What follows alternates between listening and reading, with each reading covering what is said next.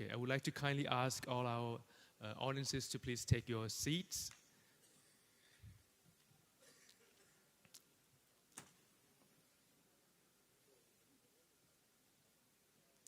Our first session would be on the 4 characteristics of Dharma, a timeless wisdom of Buddhism.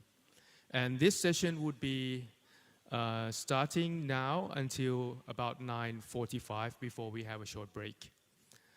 This morning's session, I would like to invite our chairperson to the stage, Most Venerable Professor Palekande Ratanasara Thero, to take the stage.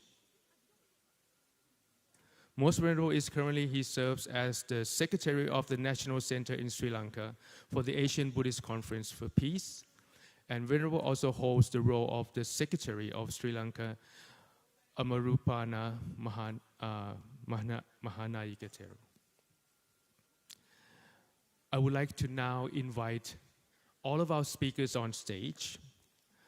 Our first speaker would be Venerable Podhipalo Mahathero, the founder of and president of Lokuttara Mahavihara, Maharashtra in India, to please take the stage.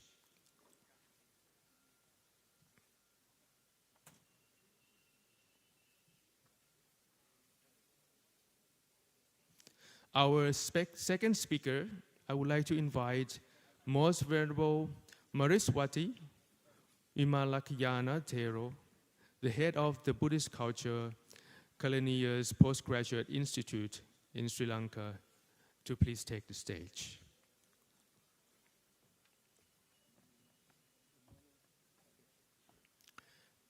Our third speaker, I would like to invite Venerable Prapanot Isarasakun, visiting lecturer at Mahachulalongkorn University in Thailand, to please take the stage, and with his co-author, Dr. Ankana Apichat Warakit, the lecturer at the Faculty of Medicine in Mahidol University from Thailand, to please take the stage.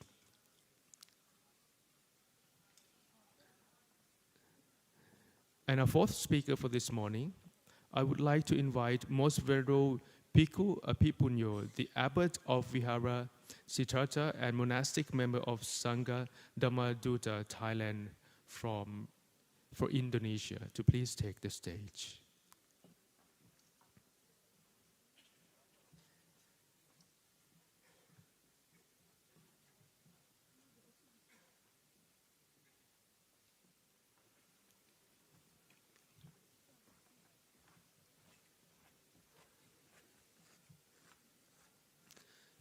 So with all of our speakers ready, so I please would like now to invite our guest of honor, Most Venerable Pra Mongkol Thirakun, the Vice Abbot of Wat Yanaves Sakawan from Thailand, to be our guest of honor on stage.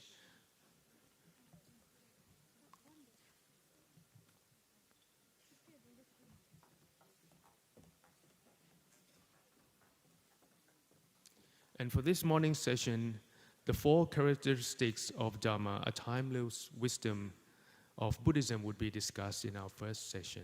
Please keep your answers up to the end of the session. And so now I would like to hand over the stage to Most Venerable Palekande Ratanasara Thero to please take the stage. Thank you.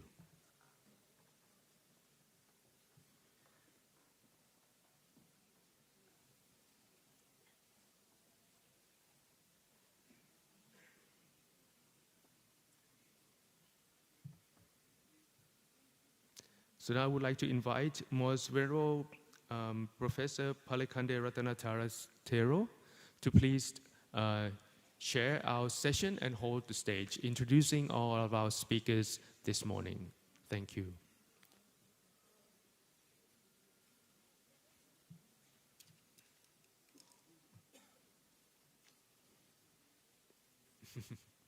Yes. You want to come?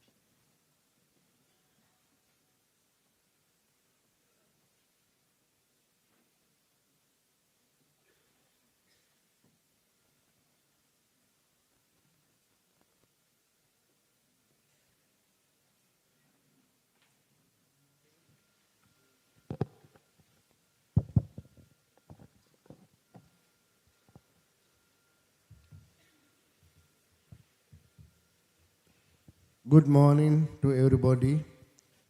I would like to welcome all of you in this section.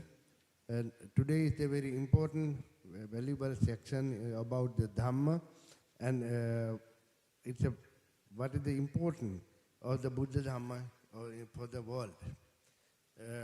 Most Venerable Sirs, it's a great thing. We are following the human being teaching. Our great teacher was the human being, Shakyamuni Buddha.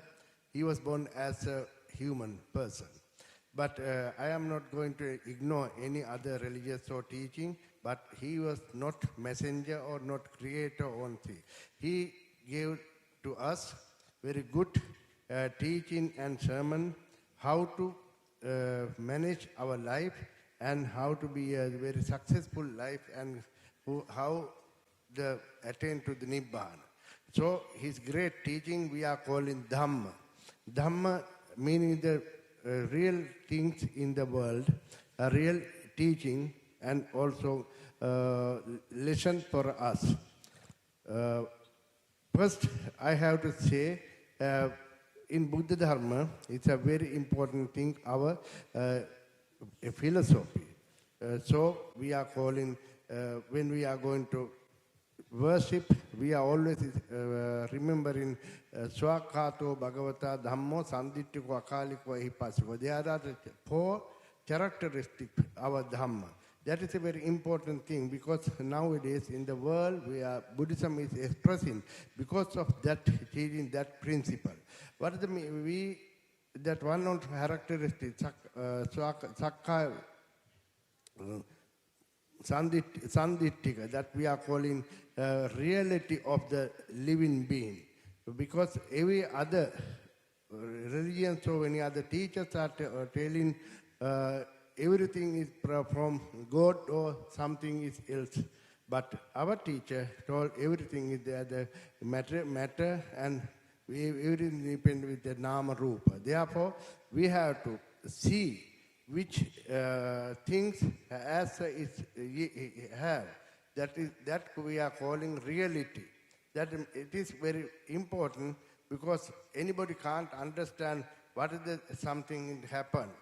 Everything thinking that will that may be creation by God. It is the result of God worker. But our teacher telling no. Anything you have to think as a reality, how it's beginning. In our Pali Tripitaka calling, everything have to see the Yata Bhuta Jnana Dassana. What is the meaning? What that matter, it has a thing, yes. Therefore, it is very good understanding.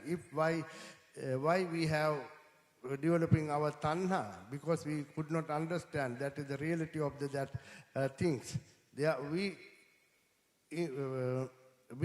Inside of our wisdom, we have to see how it has beginning, how it has extension, how it is finishing.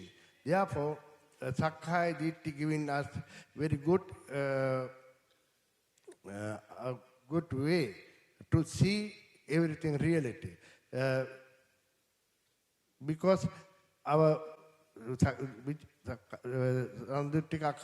that our teaching is it's not timeless teaching. It was began more than 2,500 years ago, but still it is not stopping the developing and expressing in the world because of timeless thing. Why timeless this teaching?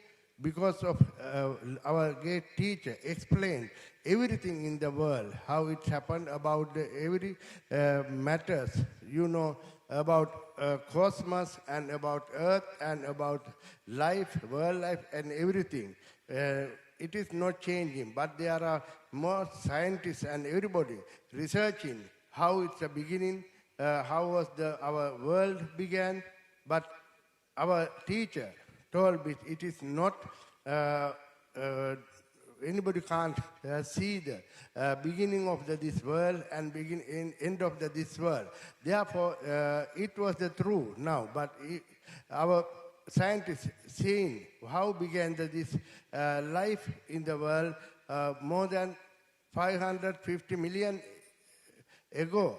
They're thinking our life in the world, in the earth, it's a beginning, but it is not actually true of the science.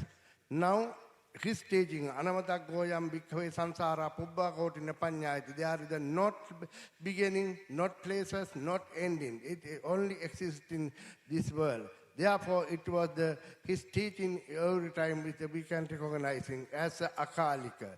Ehipassika, he's telling one of character of our Dhamma, he's the Ehipaksya. What is the calling Ehipaksya? Come and see. You can practice everything. When that is the very main thing, main teaching, our Theravada and Mahayana teaching, because through the meditation, you can see your inside of your life and outside of the world. Because beginning from samatha, after that we are practicing vipassana. Vipassana being inside meditation. When you are doing inside meditation, you can see how it is everything beginning, how it's changing and everything. When you can take in the vipassana jnana, you can see what is the world of which exists in. Therefore, Ehipassika is a very important character of our Dhamma. And open like internal attention, you can first understand everything. After that, we have to practice. Therefore, we have to first we are learning theory, and after that, we are going to practice, because it is one of the teacher of our life. Therefore, Dhamma is a very important. Why? Because our Lord Buddha's passing away, the Dhamma was as a teacher, as the head of our teaching. Therefore, Dhamma is given to us a main way to serve our got out of our samsara. Therefore, Dhamma characteristic is always practicing in the world.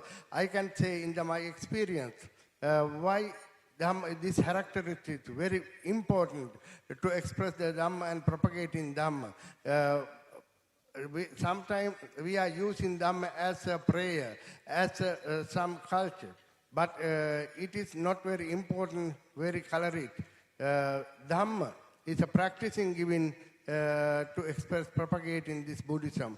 Why I calling this? One time, great writer of the Russia, Lev Tolstoy, when he was ill and he was the hospital, and near his bed there was the Buddhist Lama from Kalmykia. And why? Some people hit to that Lama. That Tolstoy asked him, why you are not returned to him? No, our Lord Buddha, our great teacher, told us non-violence. Therefore, look at that, non-violence. Therefore, very would like to Lev Tolstoy, and he became he started to learn Buddhism and big influence. And after that, his books was very important because of the influence of our Buddha Dhamma. That other thing is, what is I call the Akalika. Akalika, timeless thing. Your beginning Buddha Dharma gave the way to teach how to search the world. That we are calling Buddhist cosmology and other planet. That Russian writer studied about Buddhist cosmology and wrote the first Buddhist book in the Russian language. Therefore, that is the Akalika, his teaching, our teaching about the universal. That was the Akalika, is the timeless teaching. Therefore, it was very important characteristic of our Dhamma. Now, therefore, we are preaching in our preaching halls to our believers to not only listen, use Dhamma as preaching and prayer, because we are not praying. We have to practice. Therefore, in the world, there are most of thousand meditation center. That is the place where the practicing our Buddhism in Mahayana tradition, in Theravada tradition. That is given very important for the to our life. Therefore, we would like to thank to our Buddhist monasteries on the meditation centers in Sri Lanka, also Vietnam, Myanmar, and other Thailand and other countries. That is a very good result, and that monks and lay people can be very satisfied after the teaching of the Dharma, practicing of Dharma. What is the one living result of the practicing on meditation? Buddhist monks came to the big samadhi start.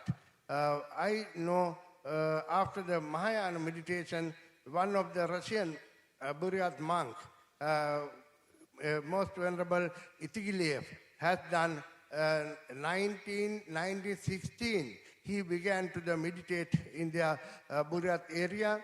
After that, 1926, he became the Siddhi, and he determination to, after his death, don't spoil his body, and to show the people who are not believing about the Dhamma's power, that now you can say, after what is the result of meditation, his body was not spoiled, and nowadays they are in the Ivolginsky Dasan in the Buryat. Therefore, what is one of the result of practice of Buddhism in the world?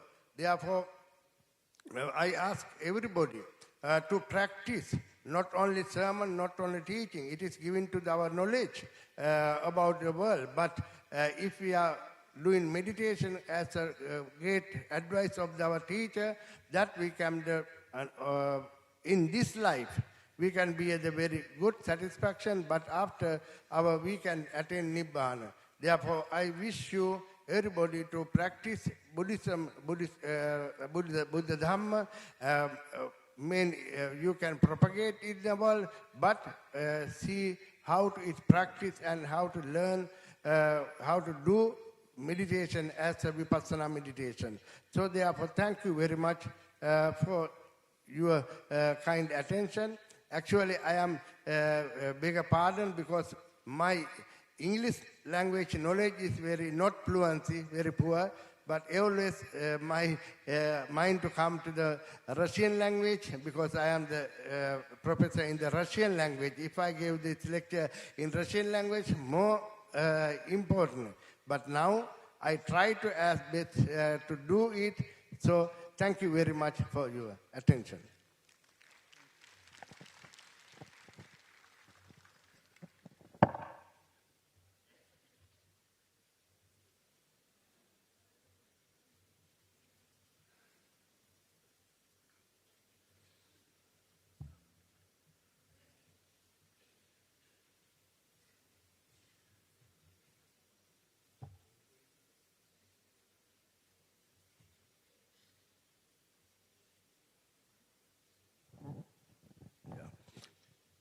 Yes, most venerable sirs, let me introduce our good friends, Venerable Bodhipala Mahatero.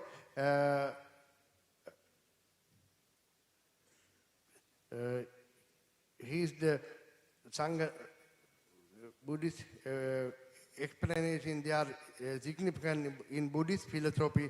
Venerable Bodhipala Mahatero, founder, president, Lokuttara Mahavihara, Maharashtra in India. Especially I have to say one thing. It is a very, very not important, very wonderful thing. Because when I was in the immigration, 1988, because in Sri Lanka we have the very difficult to live, because as a monk who studied in Russia, USSR, therefore I was in the Thailand. And in the Wat Mahadat, in section 3, our Bodhipala Mahatero was as a student and practicing in that temple. Therefore, we were very important discussion and everything. So I would like to call upon Venerable Bodhipala Mahathero addressing together.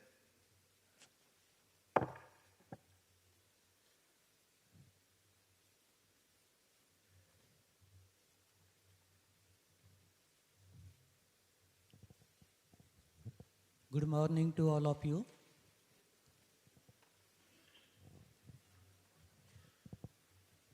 Respectable all venerable monks and distinguished guests and all my audience. Today I am giving the speech on significance of four characteristics anicca, dukkha, anatta, shunyata in Buddhist philosophy. We are all gathered today to explore the profound teachings encapsulated in the four characteristics anicca, dukkha, anatta and shunyata. These pillars of wisdom rooted in Buddhist philosophy beckon us to unravel the mysteries of life and find deeper meaning of our existence. All religions around the world are concerned about welfare of their acolytes. They put certain guidance, teachings or hypotheses which create their mythic and philosophy. It is bare philosophy which is impractical and doesn't fulfill life requirements, that is salvation or emancipation. Buddha teaches this in a very scientific way, and his teaching can be proved scientifically. Firstly, he goes up with what is suffering and causes of suffering and the end of suffering, and the path leads to the end of suffering. Eightfold path, that is sila, morality, samadhi, concentration, and panya, wisdom. And finally, salvation, emancipation or enlightenment, that is called nibbana. Buddha's doctrine coincides with the law of nature. Everything is impermanent. According to the philosophical point of view, Buddha's teaching have four characteristics that are anicca, dukkha, anatta and shunyata. Now, I will proceed on to the introduction, brief view and significance of the four characteristics in Buddhist philosophy. Anicca. In this universe, nothing is permanent, stable and certain. Everything is transient. Our life is uncertain. How can one get attached to it and create greed, hatredness, and delusion for it? How can one be egoistic, selfish, and scandalous with others? If one understands the significance of anicca, then arises love, compassion, sympathy, and benevolent heart for others, and enjoy life full of happiness. Life is uncertain, but death is certain. Dukkha. All sentient beings suffer in their life through the cycle of birth and death. They struggle to survive the life full of hardship, sorrow, pain, lamentation, and grief. The causes of dukkha are greed, hatredness, delusion, and ignorance. Through the Buddha's teaching, the solution to eradicate it is by following morality, concentration, and wisdom. One has to eliminate all kind of defilements, mental pollutions, and inappropriate behavior by one's own effort and proper practice. He or she will get enlightenment or emancipation.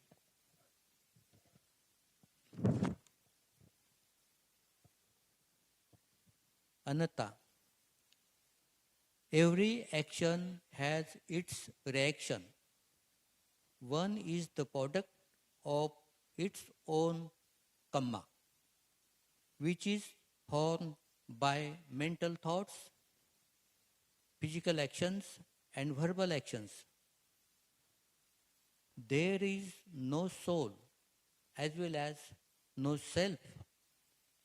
Dogma, blind faith, unreasonable belief, or hidden fear doesn't exist. Character of anatta goes on its own way without the interruption of any external force, and it is identified as anatta in Buddhism. Considering the significance of anatta,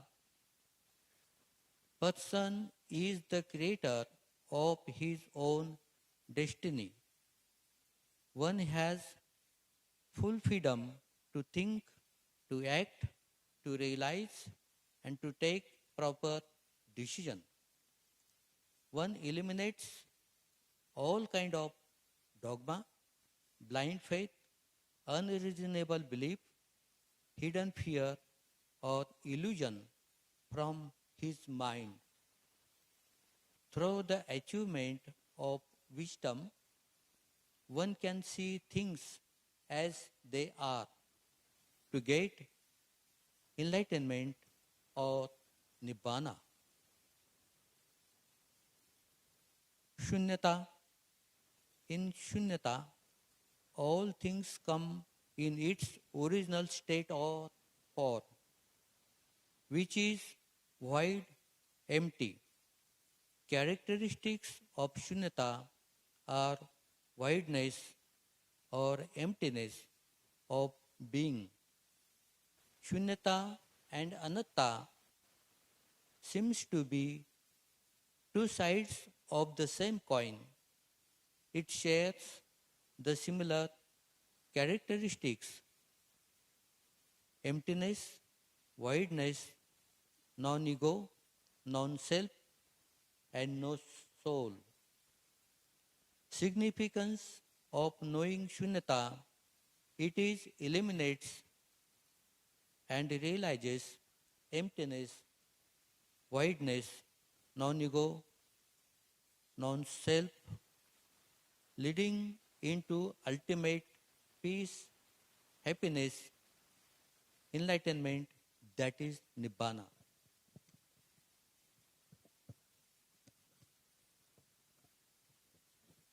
Lastly, may all carry the torch of impermanence, recognizing the beauty within change and embracing the evolving nature of our self.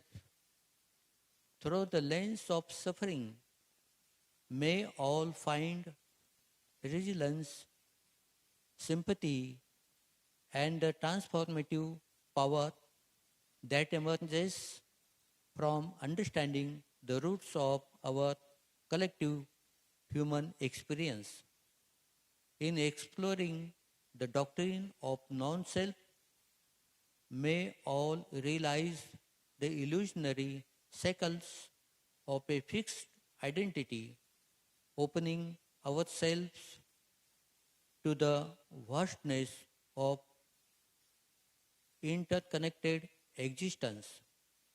Finally, as all gaze into the emptiness of Shunyata, may all discover the boundless potential for compassion, unity, and harmony in our relationship with others and the world. In the spirit of continuous exploration and growth, may all carry the essence of anicca, dukkha, anatta, and shunyata into our hearts and minds, fostering a journey of self-discovery and collective awakening that is Nibbana. Thank you for all of you for your kind attentions. Thanks a lot. Thank you.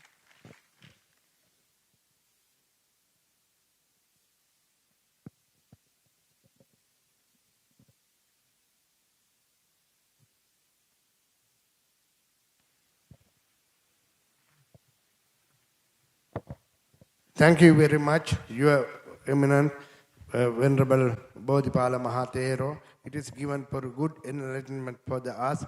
Actually, we know everybody as a Theravada tradition, we know Anicca Dukkha Anatma, but we not very good understanding about Sunyata, but you are explaining very well to understand, enlighten us in your teaching. Thank you very much. I would like to call upon next our speaker, most Venerable Professor Miriswati Vimalanjana Thero, head of the Buddhist, head of the Department of Buddhist Culture of the Postgraduate Institute of Pali and Buddhist Studies, University Kelaniya, Sri Lanka. He earned all his bachelor's and postgraduate degree from the University of Peradeniya since 2006. He has served for 3 universities, including Bhikkhu University in Sri Lanka, the Universities of Peradeniya. He was promoted to professor in 2015. He has written over more than 40 research papers for the local international journalists in Sinhala, English, and author of 2 books.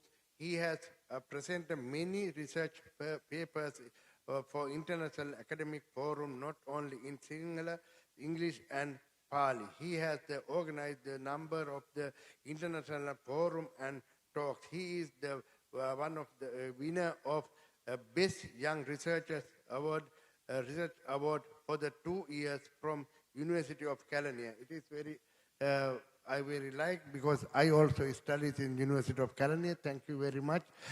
Please, your attention. Namo Buddhaya. Good morning, everybody. I think the first presentation, Bodhipala Mahathero's presentation, was the basis for my talk, because I can begin my talk from what Venerables has stopped. Now 3 characteristic is a very fundamental teaching in the not only in all Buddhist traditions, but the way how we understand and practiced, and the way to understand 3 Signata is slightly different from tradition to tradition. There had been a lot of discussions, arguments, controversies among Buddhist traditions. Looking at these controversies and deep arguments is helpful for us to understand, to think about what the proper way is. So therefore, focusing on these debates and controversies is very interesting, and it's beautiful. So this is a very vast area, so I have limited my focus on some specific area. Next slide. So it is about now this is about the reality, because now I'm talking about meditation. So experience in meditation. In the meditation we have some form of experience. So this experience is, it's a different form of experience, not the experience that we have in our normal perspective, normal experience, but it changes. But when it changes, there is a problem, because now we have two types of experience. One is the mundane, in the meditation we are using two types of objects. One is mundane, which is a secular object, like for example breath or a cuss in a slab. But some objects are different, like for example space, or nothingness, or consciousness, or sometimes light, or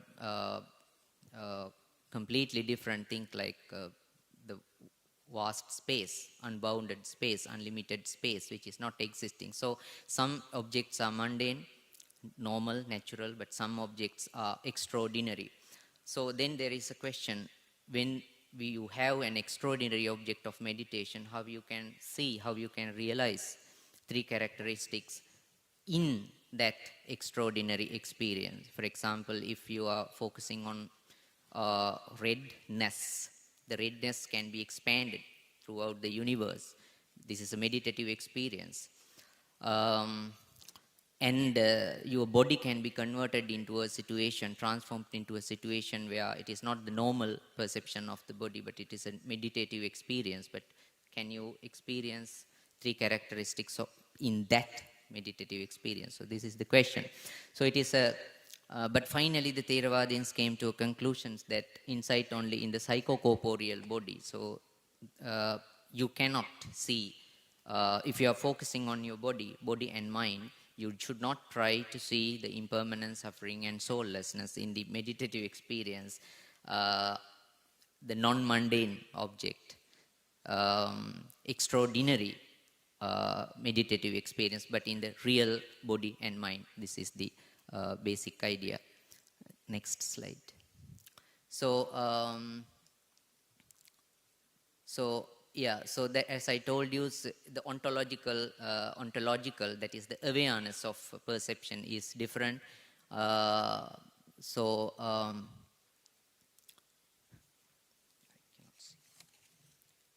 Give me a moment. So I am trying to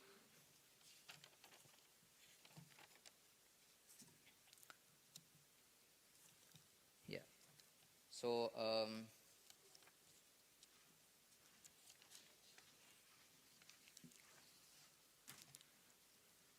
okay, so I am trying to focus on this particular aspect.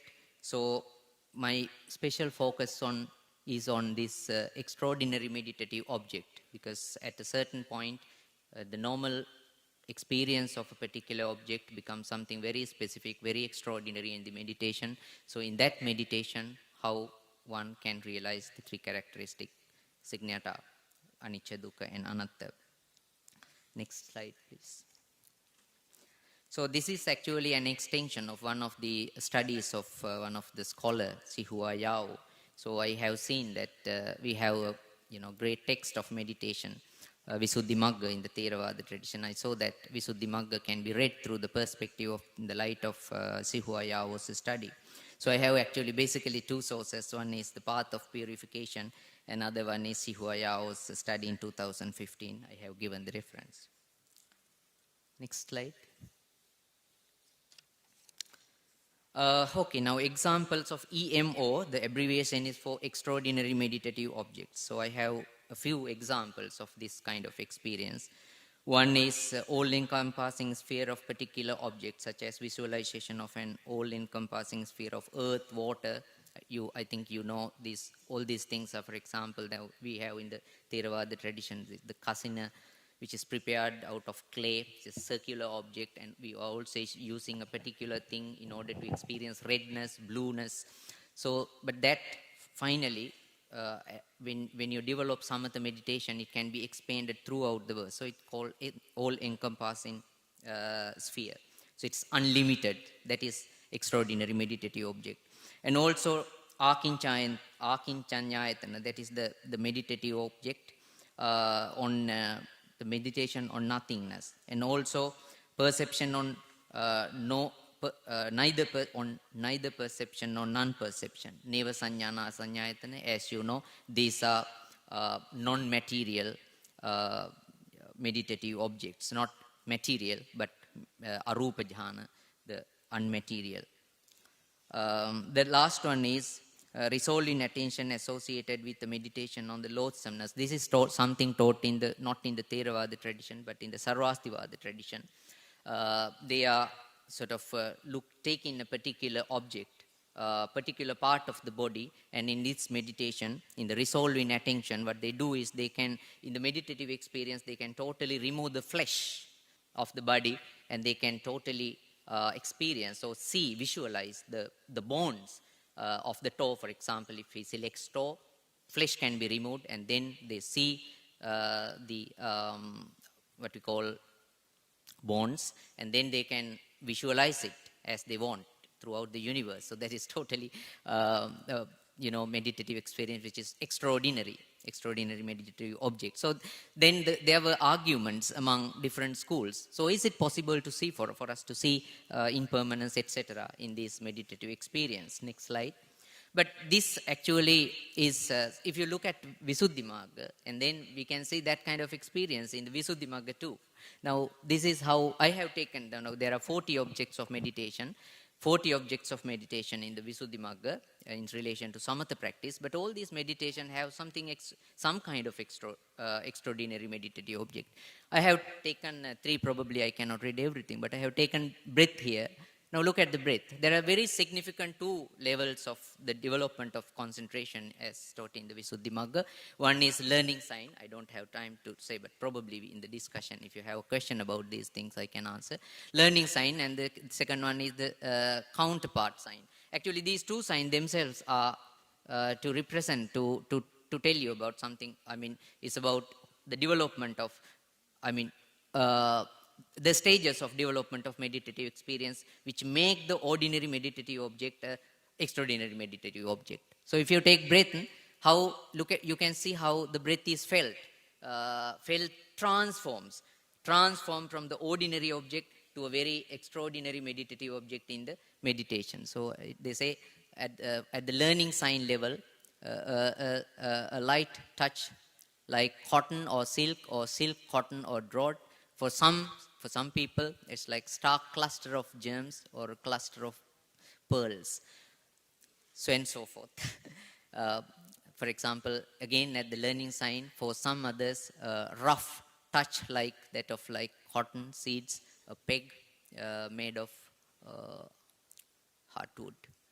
The counterpart sign, no specific mention clearly, but it is can be inferred as the more distinct form of that of learning sign.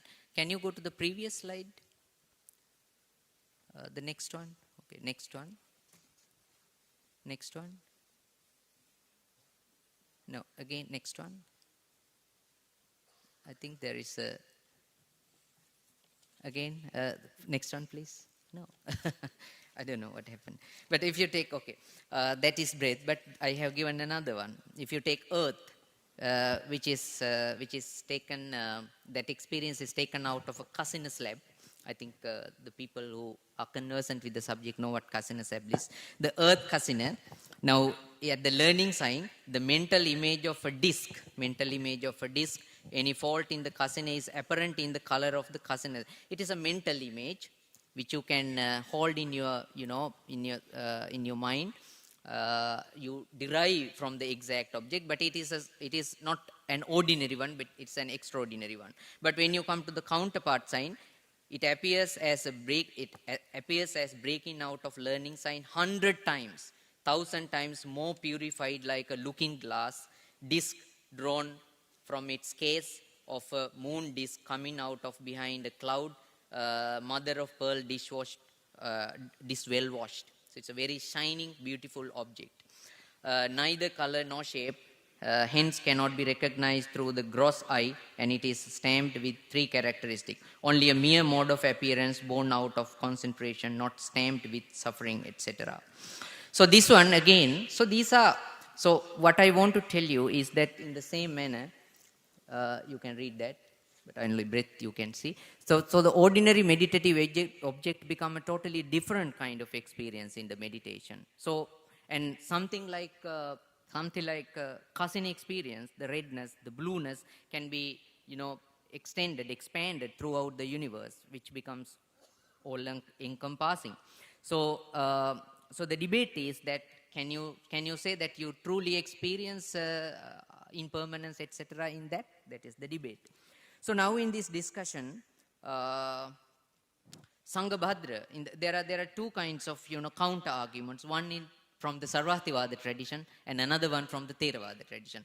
In the people who argued against Sarvastivada and Theravada was the traditions like Andhakas and Vatsiputrayas and also Darshtantikas. So there were several groups arguing against Theravadins and Sarvastivadins. Sarvastivadins and Theravadins shared a common culture most of the time, so they were very much same in many cases.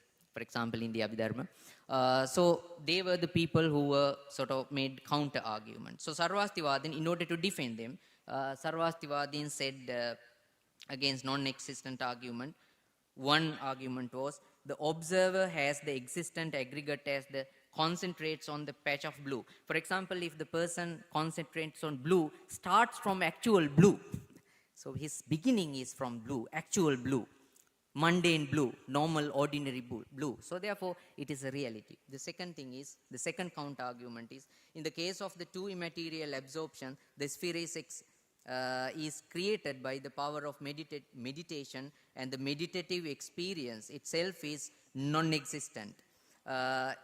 Example, existing matter appears empty if distracted.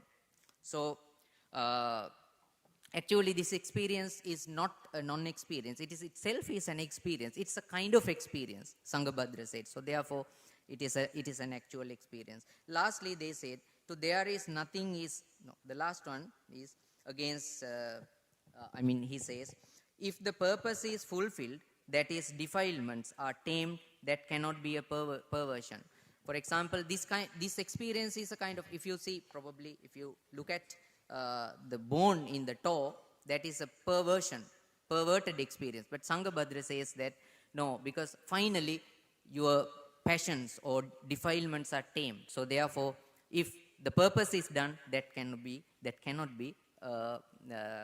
perverted experience or is a real experience. What Theravadin said, I can take 2 minutes enough. The Theravadin said, this is the argument of Theravadins. The Buddhaghosa in the commentary to Kathavattu, Buddhaghosa says the meditative experience is a concept and should not be reckoned as a real. So for the Theravadins, they have this specific term. It's a what we call, it's a concept. It's a nimitta. It's a concept. It's a nimitta. So the nimitta is the experience of meditation is nimitta. So you should not take it as a real object. And in the Abhidharma it says, one of the concept is named as concept of meditative nimitta, the nimitta panyati. The nimitta panyati covers the whole range of extraordinary meditative object of any given meditation. So Theravadins differentiated this ordinary meditative level, ordinary experience level, and the transformation level of the meditation. So nimitta covers the whole experience. So at the beginning, whatever the object you are selecting, that is also nimitta, and also alambana, and it is also nimitta. But when it transforms into a separate level, that is also nimitta. Finally, Theravadin said, one should not attempt to see the impermanence, etc. in the conceptual body other than in the real psychocorporeal body. Anicchanu passanadiyohi namarupakaya eva labhanti na nimittakaya. So, nobody should try to see impermanence, etc. in this nimitta body, that is in the meditative experience of extraordinary meditative experience, but if you want to see impermanence, etc., you have to go to real body and mind. I think this is summary of this idea, is that the samatha, if you want to practice samatha and develop samatha, it is a separate thing.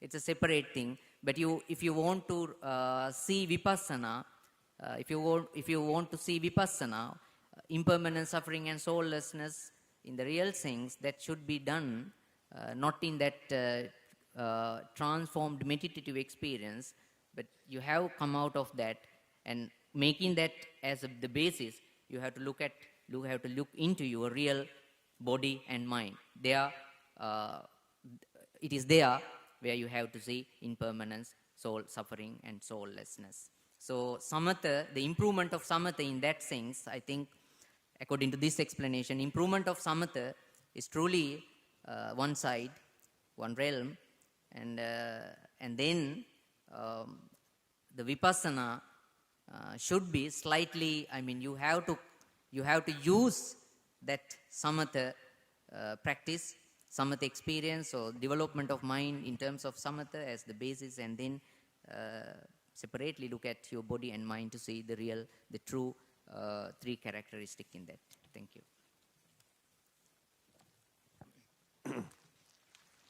Thank you very much, Professor Miriswati Vimalanyana Thero, giving good explanation, both tradition about meditation and our mind. Thank you. Now I would like to call upon Most Venerable Panot Isara Sakul, the visiting lecturer, Mahachula Kong Rajamaha Vidyalaya, University of Thailand, co-author Dr. Ankana Apichar was the lecture. Faculty of the Medicine, Siri Raj Hospital, Mahidol University, Thailand.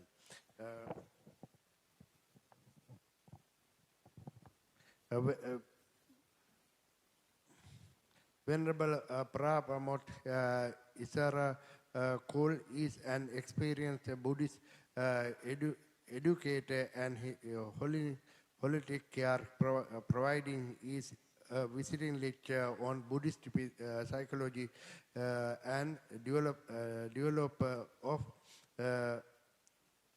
bereavement care programs in Thailand. He served as a volunteer monk for the spiritual and palliative care at a prominent hospital as a Dharma lecturer and a dialogue facilitator. He engaged in various institutional, including the broadcasting Buddhism podcast, developing e-learning course and a facilitation workshop for the medical students. With her diverse background in academic and spiritual care, Venerable Isara Kul is dedicated to promoting holistic well-being through the integration of the Buddhist principles into the heal care and education, posting magnificent connection between individuals and communities. Thank you. Most Venerable, I would like to call upon your Venerable Pramod Isarakul.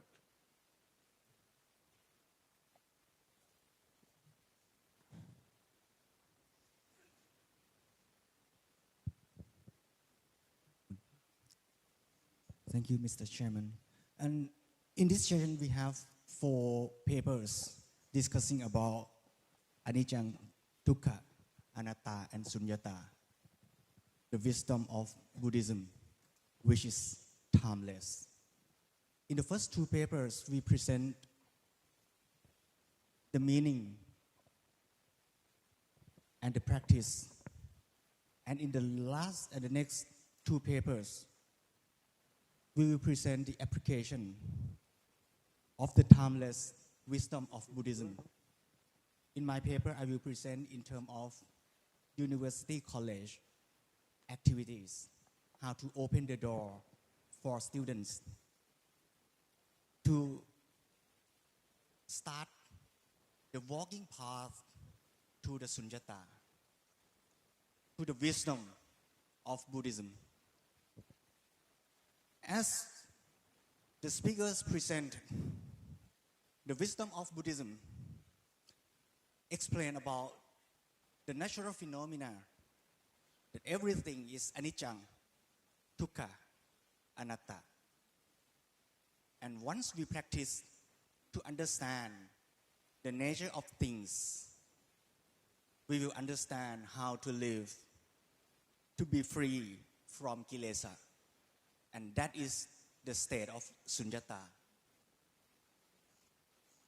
Non-self, no kilesa,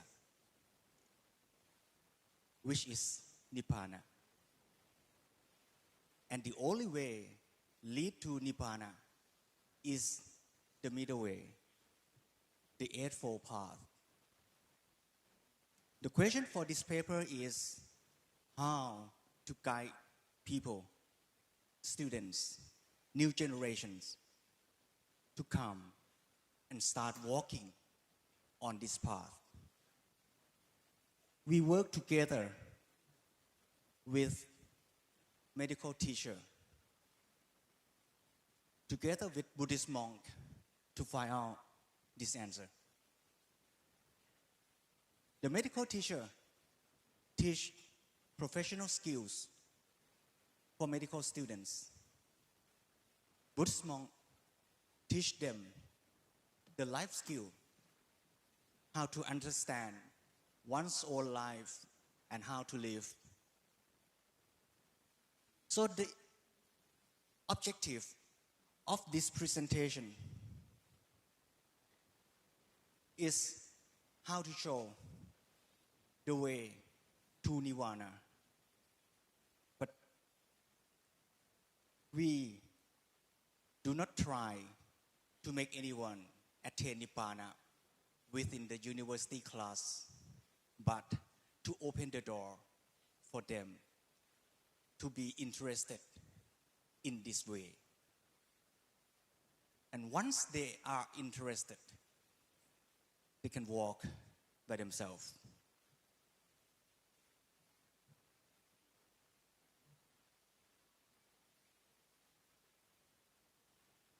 So, the way we will lead them to this way, we use the concept of the middle way or the Eightfold Path, which is the fourth item of the Four Noble Truths, which is the way. And the Eightfold Path can be summarized into Trisikha, Sila, Samadhi, and Panya. And these three domains of training can be applied to the real world, to the 21st century skills or the power skills for real life. We separate these three training, Sila, Samadhi, Panya, in four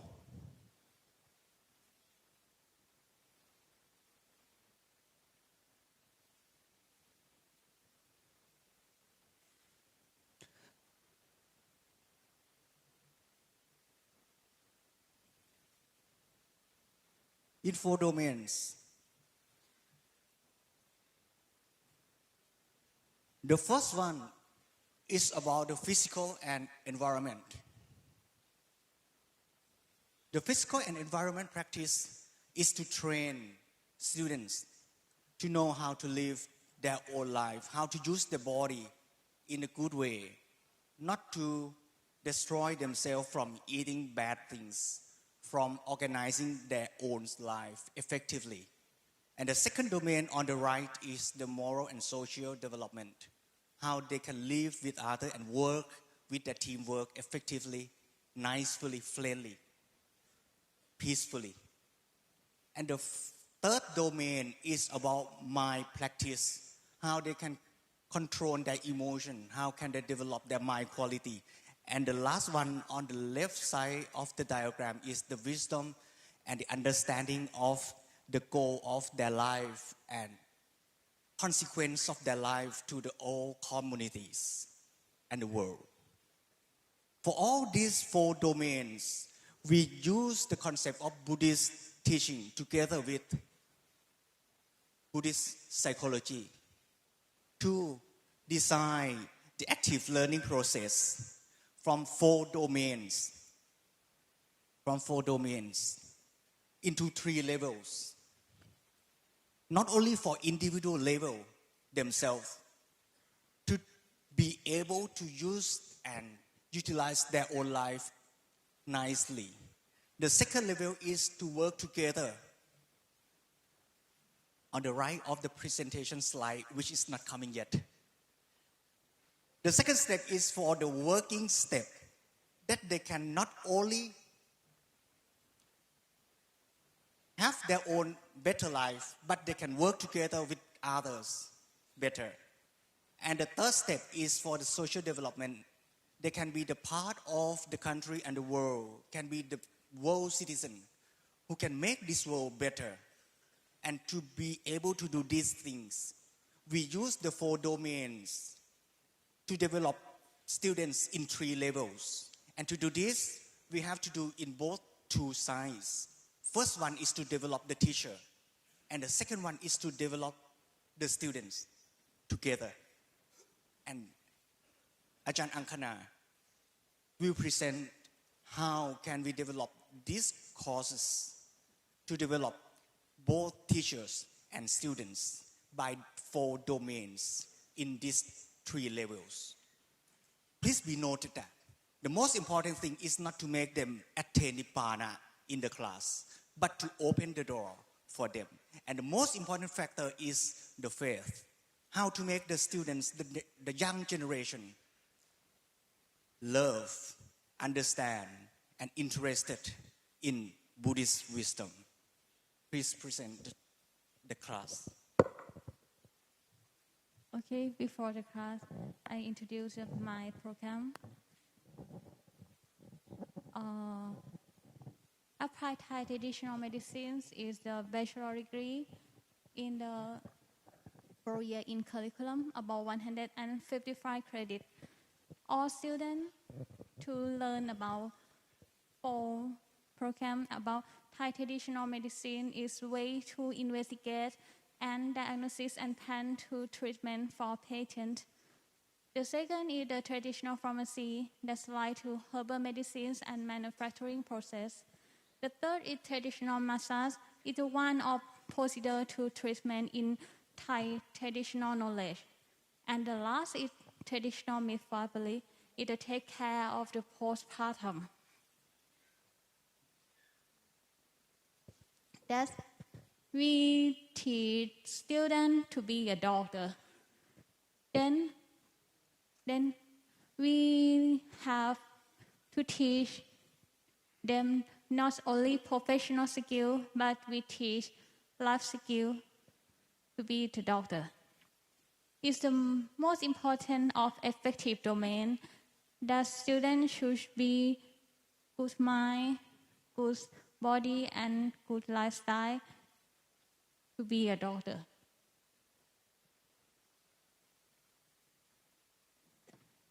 For example, in life skill course, in the 4-year, in the curriculum, the upper part is the extra curriculum of life skill. In the introduce the Dharma, in the first year, to reading book with the teacher about ethics and moral for the student to be the doctor. And the Dharma camp for self-care in the 2nd year. And the last year, for the 4th year, Dharma camp for relief author. In the lower part is the in curriculum. The first year is SITT 165 to introduce students to know way to learn and how to learn and value and human being. The second year, SITT 202 is life skill learning for 4 principles for life development. And the last year, SITT 468 to teach them about holistic care. For example, the extra curriculum with Dharma camp for self-care. This objective in the camp, we want to teach the daily practice for living, for learning and working, and Dharma in practice and create happiness. We coordinate with the monk.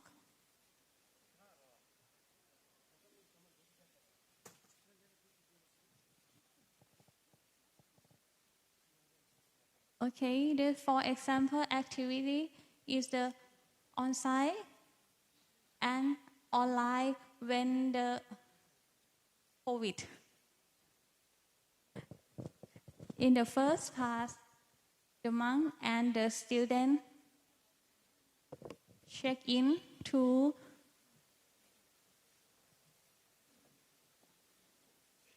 know more and familiarity. Next step, talk with the monk how to develop inner the happiness.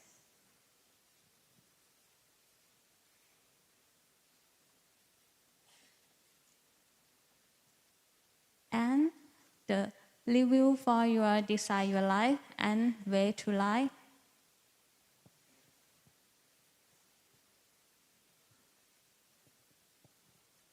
Next step cannot.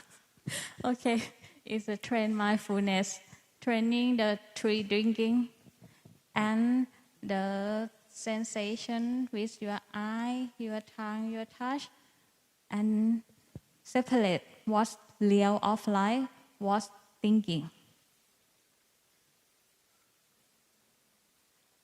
And make friend the good relation with the author.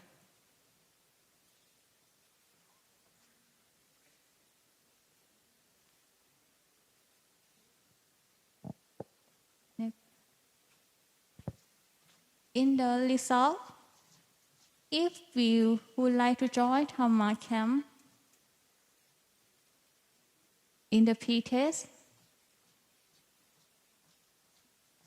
students don't want to join about 43%, but finish the camp, students want to join about 80%. It's the same for the online. Thank you, Chan Ankana. And from this slide, it's very interesting that the students start the camp with feeling not so interested. ไปข้างหลัง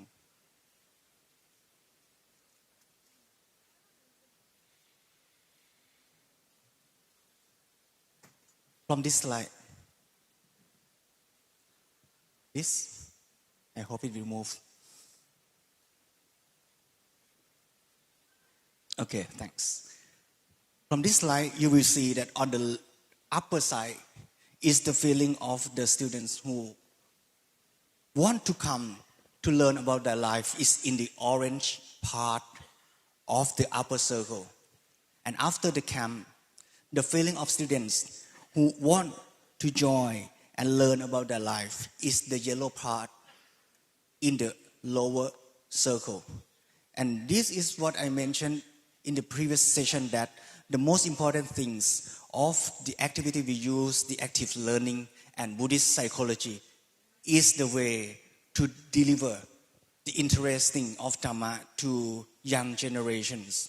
And the most key factor is that when we Buddhist monks work together with them, it's not only about students, but the most important thing of this program is about the teacher.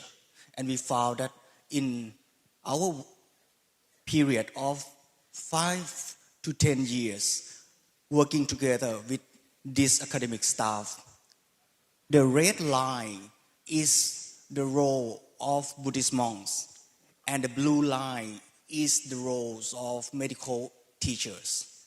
And we found that in the period of 10 years, we can educate medical staff to understand their own life and be happy to join the Dharma camp and be the leader and play the most important roles in the process of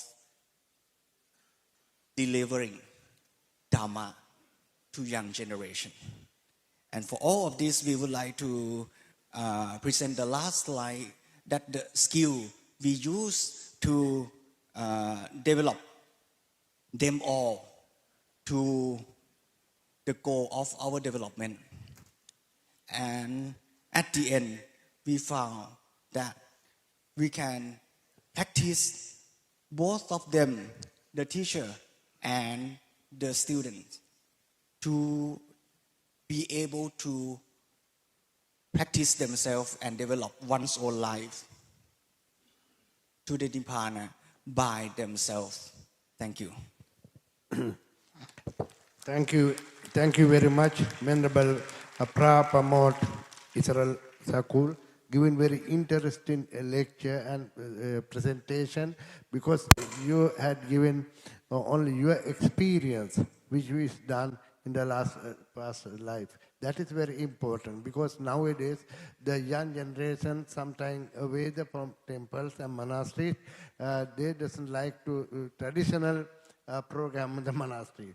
But now we have to start with young generation how to invite to our temples and practicing our Buddha Dhamma. That is a very good experience you have given. We have to do in future and your recommendation. Thank you very much for you. The next speaker, Most Venerable Bhikkhu Abhipunyo, is from Indonesia. Actually, he is a very wonderful life and very interesting life, because he ordained age of 21 in Thailand, and Dhammayuttika Nikaya and sect, and his monastic journey spent 3 years in Thailand. He was in Thailand under the guidance of the preceptor, and after receiving permission from his preceptor, he left Thailand to Myanmar, and he studied in Myanmar International Buddhist University and receiving the 3 years, and also 1 year in Sri Lanka. Yeah.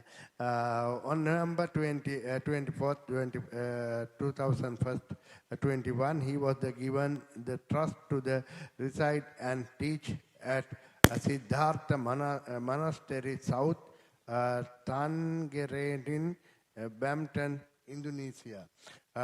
His interesting working is he working in the Pisona and giving the Dhamma lectures to enlighten him the good life in the world, in the society. Thank you very much. Please call upon your Venerable Sir. Thank you.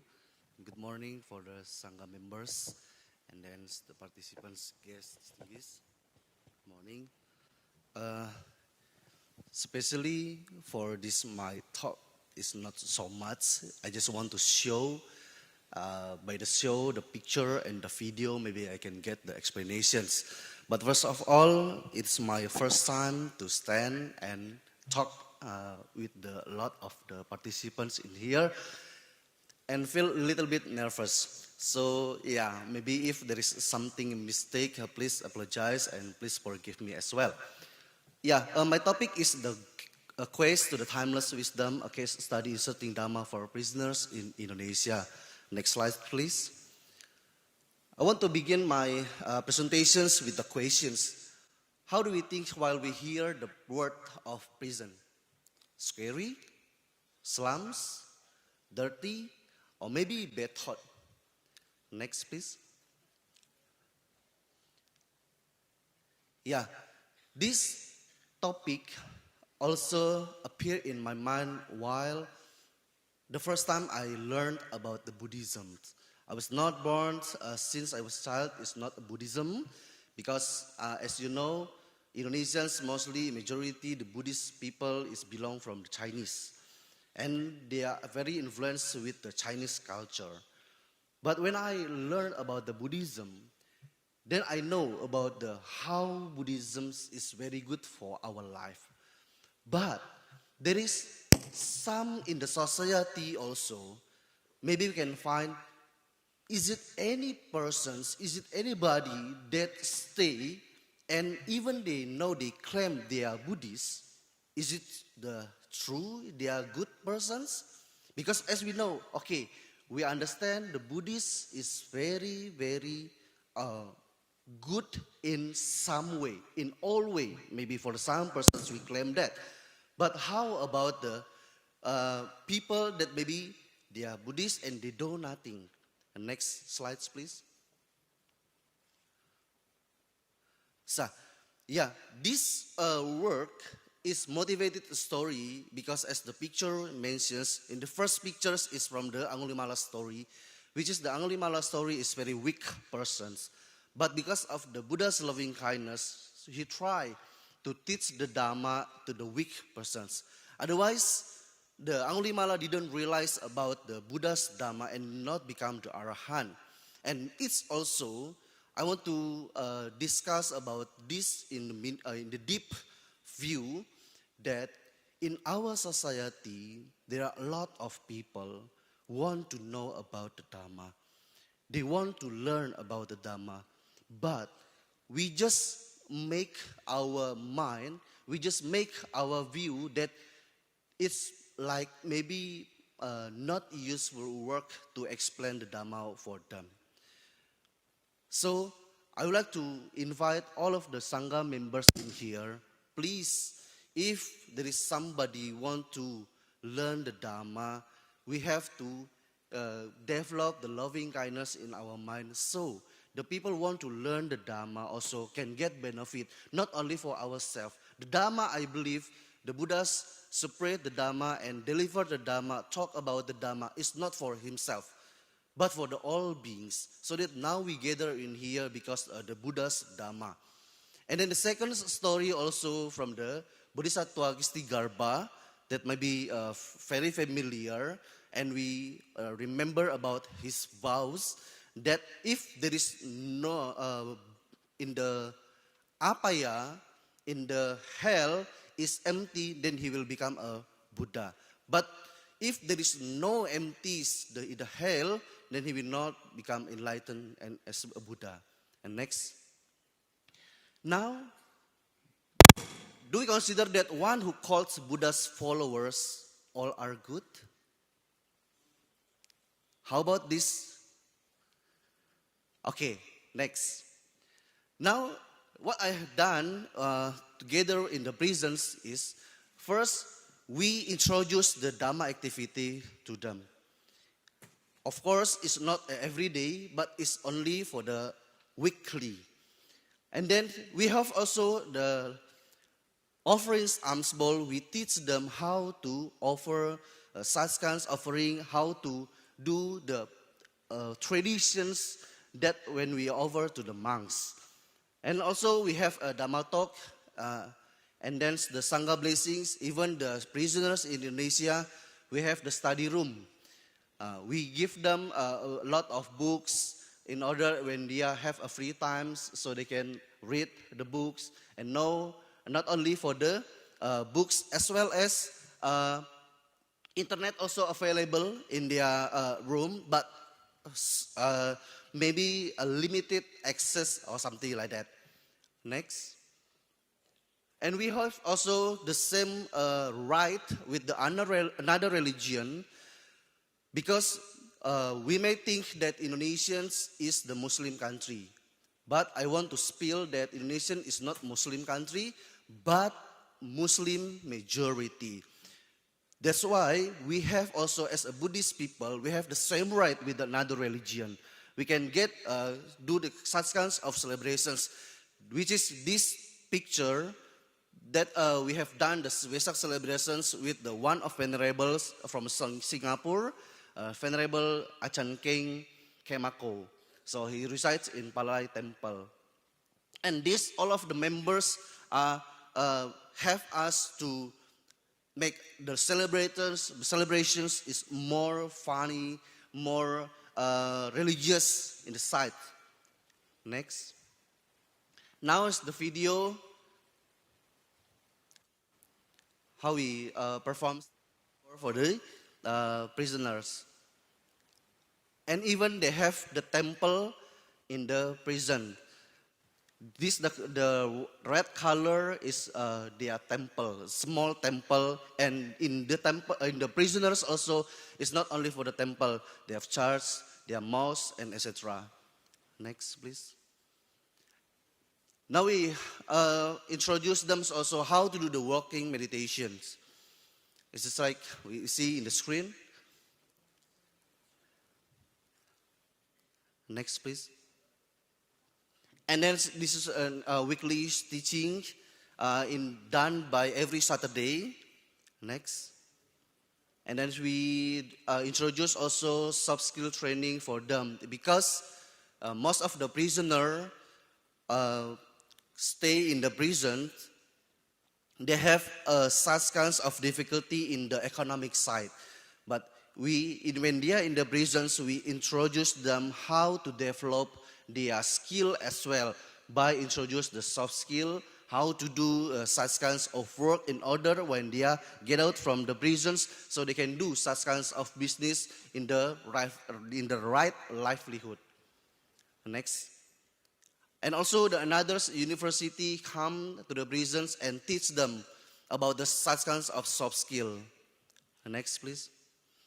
And then one of the Sunim, if I'm not wrong, maybe Venerable Pomyun from Korea, have a visit the prison. Next. And this project is not done only by me. We have such kinds of member that teach the prisons because this work cannot be done with oneself. This work cannot be done only for the one organizations. But this project can be done if we work together. In this case, also, I want to introduce another contributors in this project, which is all of them, the two monks, Chang Terawaro and Venerable Abirato. They stay in my temple and I give them also the opportunity to preach the Dharma.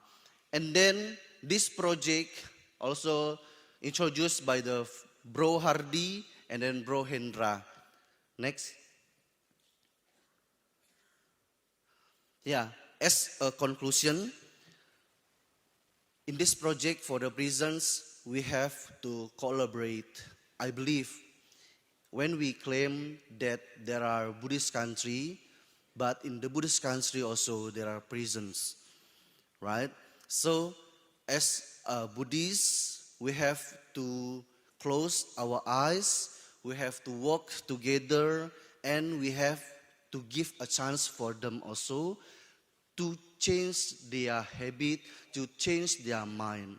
Otherwise, if we don't introduce Dharma for them, if we just claim and we just judge them, oh, you are a very bad person, you are a very weak person, so they don't have a chance to be a good person.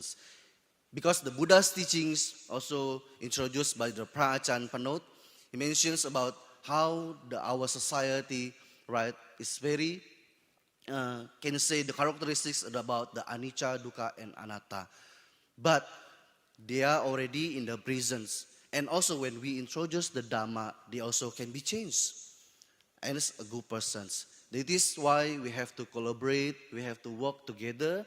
And also, as a conclusion, also don't judge a book by its cover. We may say they are very weak, but we have to think again, they commit such kinds of things because some reason.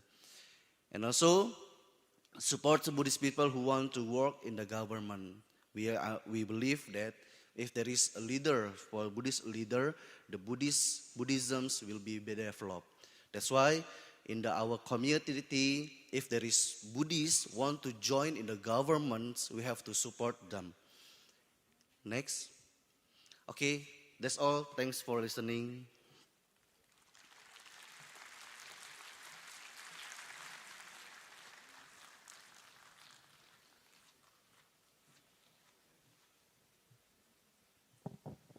Thank you very much, your Venerable Sir. Gave very interesting, wonderful lectures because your experience, it is very difficult work with the prisoner in countries, but nowadays we began more than I know, more than 20, 30 years ago also, Buddhist monks work in the prison. In Sri Lanka, we have the good experience, I think, every time, every 4 days, monks go and doing sermon and doing meditation. We're giving the very good result.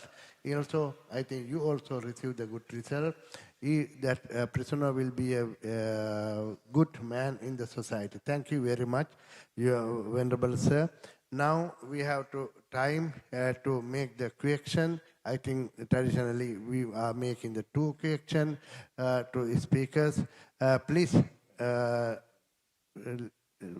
give your, if you have any question, please present it.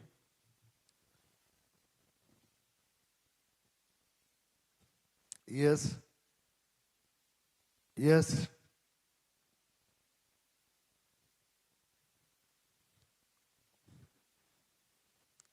Please give to him the microphone.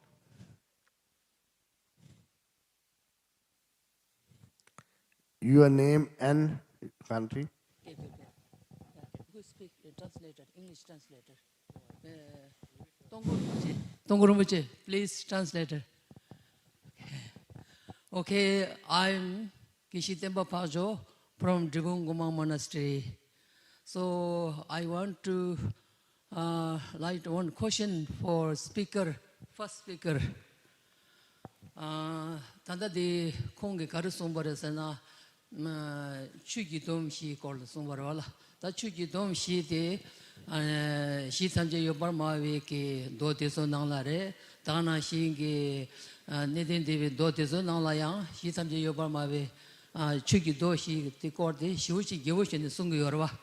대선상 따당봉에 파바 네딘 데베게 도요낭라 추기도 시 거데 간지승거 여바당 아니 시삼제 여발마베 도요낭라 추기도 시 거데 간지승의 승거 여바데 ngodo시 슈제 디토네 아니 콩라야 드바카시 슈에이 따당보디 파바 네딘 데베게 도요낭라 추기도 시 장도 삼발라 노카시낭라 두지삼제 메다바 두지삼제 동안바 두지 삼제 다음에 봐 두지 삼제 동화 된데시 양 가시 나라 아니 추기도 숨마도 시미시 봐 된데시도 당한조기 시삼제 여발마비 더 나라 아니 두지 삼제 메다바 사제 삼제 동화와 저 삼제 동시 다음에 봐 양엘레 되바 시바스 오 두스여도 삼발라 다 디니술레 십두르치 삼발라 디나라 시바치야시 망보시 통도 다 당보디 콩랑에 간디 쉬에데 카렌스나 다 두지 삼지 메다바세디 네덴데베게 도요낭라 요레 시삼지 요바마베 도요낭라 요레 대선상 두지 삼지 메다바세디게 메다베 되는데 단다 콩게 송야디 아니 직베랑시 세 마토 된데게 송마송 세상에 드바 당보디 아니 두지 삼지 메다바세디 메다베 되는데 미다드네 메드당 소바나 잉게 지비드 지부마도 디 마인베게 지 유비랑 신라 소바 덴데기 데시 요레 요 마레세 에시야 당보다 니바티 네딘 데베나라 추기도 숨당 희기 개발대 간데시네 연구 요레세 니바티 데시야이 데네 Sorry, if you can very shortly, please present it. Okay. So, Okay. yes, Venerable. So the question is regarding the four, the seals of the Dharma, the four seals. All compounded things are impermanent, emotions are prone to suffering, all phenomena are without inherent existence, and nirvana is beyond extreme. So the four seals, basically. So in this regard, in some of the sutras, especially in the Pali section, there are the mentions of only three seals.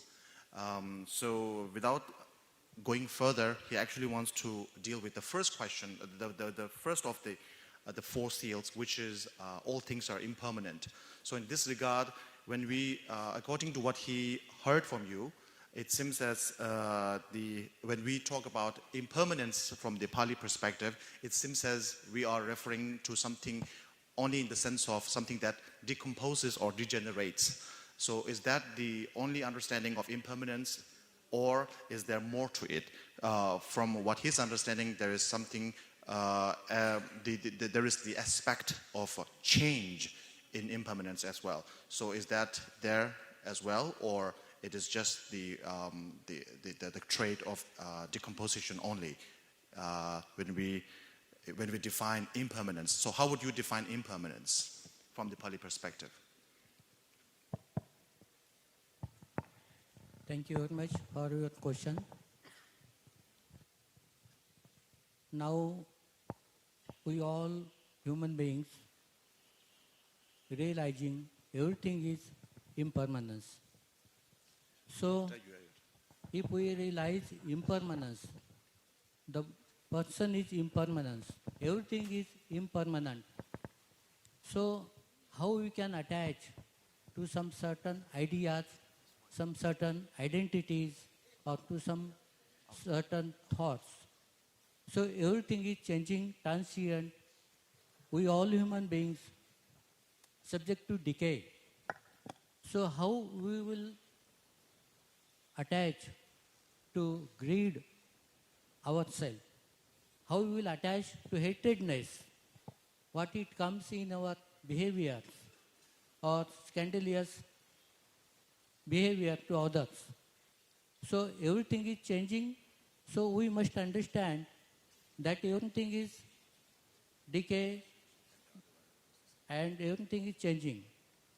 So there is nothing to attach in this world. Everything goes by its own way.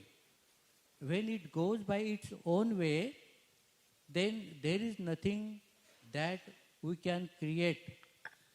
Our ego, we can create our self, we can create there some special identity or some special egoism. So everything is changing. So it leads to the universal law. Everything is impermanent. There is nothing is permanent in our life. But one thing is certain in our life. Life is uncertain, but death is certain.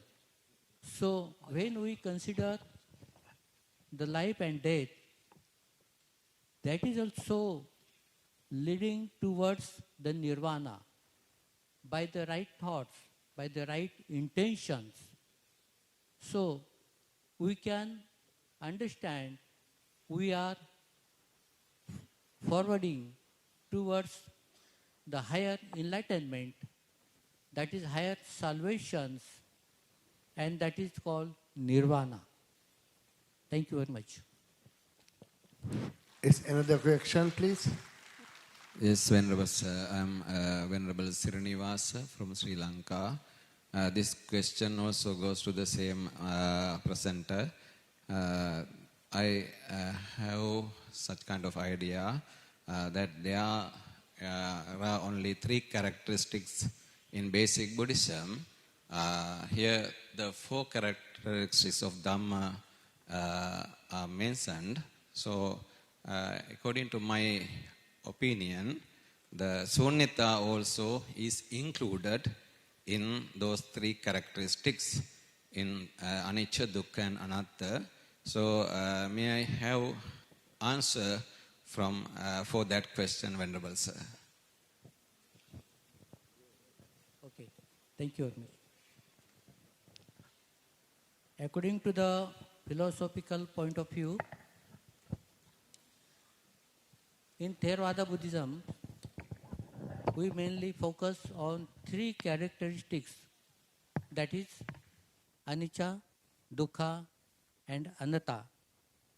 But in Mahayana philosophy, in Madhyamika, Nagarjuna's philosophy of shunyata, it is also very important.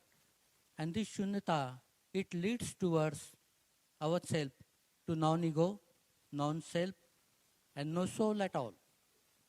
So in shunyata, everything is going to voidness, emptiness, and that is the similar characteristics to the anatta in Theravada Buddhism. So here, Mahayana Buddhism and Theravada Buddhism on this point come together, and that leads to the salvation, that is emancipation or enlightenment, we can say in that way. Thank you. Is there any other question? Yes, please, you give. Sorry, I forgot one. I request humbly invite all the Sangha members in here. If you want interesting and want to know about the prison's work in Indonesia, I humbly request and invite all of you, please come to Indonesia. Thank you. Thank you very much. I think now our section is finished. So thank you all of our speakers and especially our chairperson for hosting this session for us. So we're going to conclude this session by presenting the certificate of appreciation to all the speakers and the chairperson. First of all, I would like to invite Most Venerable Pra Mongkol Chiragun, the Vice Abbot of Wat Yanavet Sekawan from Thailand, who is our guest of honor to be the presenter of the certificate of appreciation. So first of all, I would like to invite Most Venerable Professor Palekande Ratanasaratero as our chairperson to receive the certificate of appreciation. Thank you.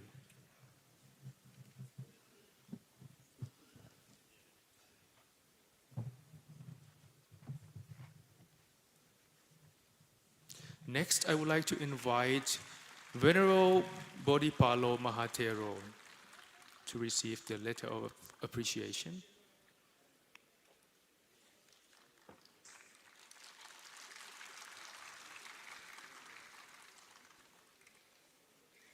Thank you.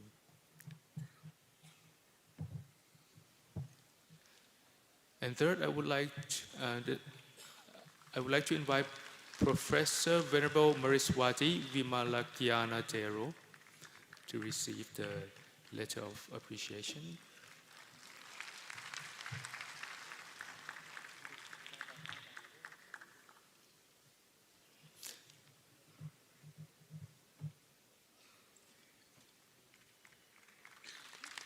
And fourth, I would like to invite Venerable Panot Isarakun from Thailand to receive the letter of appreciation.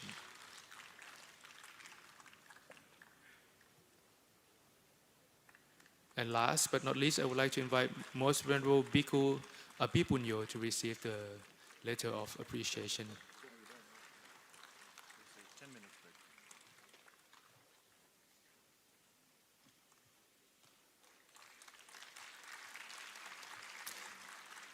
And I would like to invite all of our speakers and chairperson to please take a group photo together in the center, please. One group photo. And this will conclude our morning session. For now, we're going to have a tea break for only 10 minutes because we're running short of time. I do apologize for that. We have 4 tea stands outside, just outside this door. So when you go out, you can have your tea, have your break. And for our VIPs and our guest speakers and chairperson, we have a VIP room on the back side of the hall. So you can please collect your tea, and then we're going to have 10 minutes break. So we're going to come back here at 10:20. Okay, thank you. 단다 수제 발생 감은 주 담배 유 아니 수제 쉐스디 파 페모고 제 다가랑 당기 야 게나주 패서기 단다 고지요 봐 고담데 수제서 칸니니요 데 강데 고데 디 겹로 고데레 니요레 데 고데 니요레 근데 수제 감은 주나 수페로나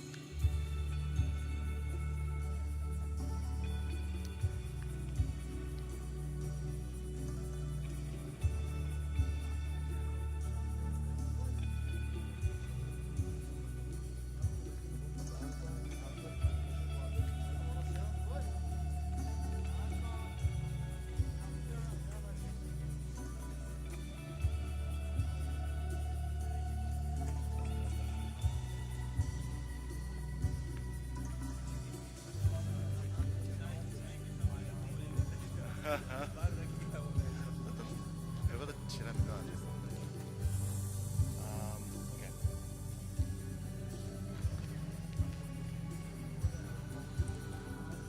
남부조 수제 차서는 수제 최세기 포버지로 갑지로 봐. 디 나온 남마벼로 지로라 되게 유서의 유셔로 나와서 뒤성도. So there's an announcement that those when after having your refreshments like tea, please don't bring the cup inside, or if you bring it inside, please dispose it off outside at the dustbin. So don't throw it, don't leave it at your seat. एक announcement है आपका जो चाय पीने के बाद cup आपका बैठने की जगह में सीट में मत रखिए जो डिस्पोजेबल बिन है ना इसमें फेंकिए या तो बाहर चाय पीजिए तो इस चाय का कप अंदर मत ले आइए या चाय का कप चाय पीने के बाद चाय का कप बाहर फेंक दीजिएगा that was the request. Thank you.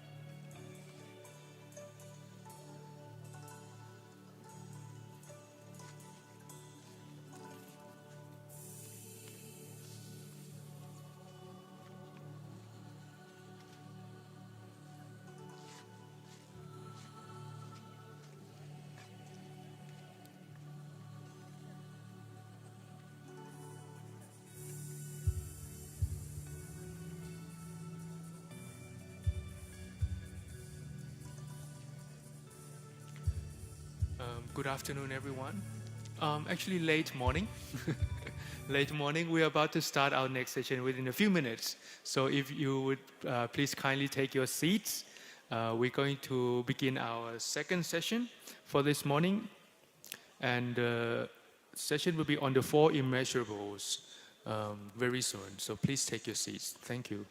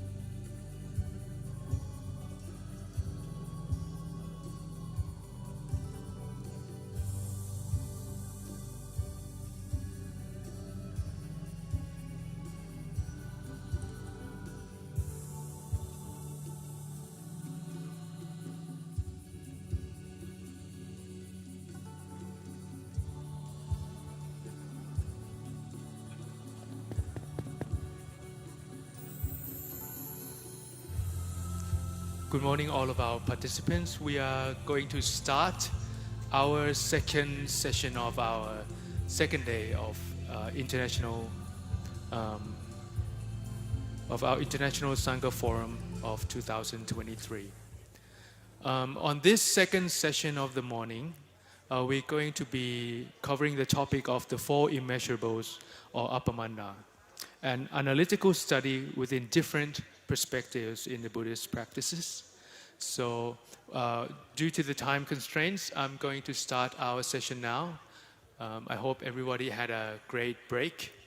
So, first of all, I would like to start the session by inviting all of our speakers and our chairperson to the stage.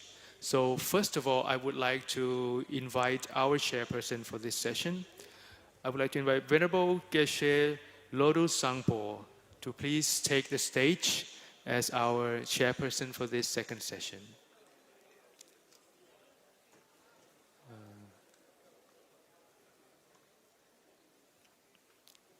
Next, I would like to invite our first speaker, Venerable Geshe Lobsang Nyima, to please also take the stage. Venerable Geshe Lobsang Nyima is a lecturer at Drepung Losaling Monastic University in Karnataka, India. Our second speaker for today, I would like to invite Bhikkhuni Thopten Chodron, the founder and abbess of Sarvasti Abbey, Washington, in the US, from the USA, to please take the stage. I would like to invite our third speaker, Venerable Dr. Upananda Thero, the General Secretary of Youth Buddhist Society of India, or YBS, from Sankesa, to please take the stage.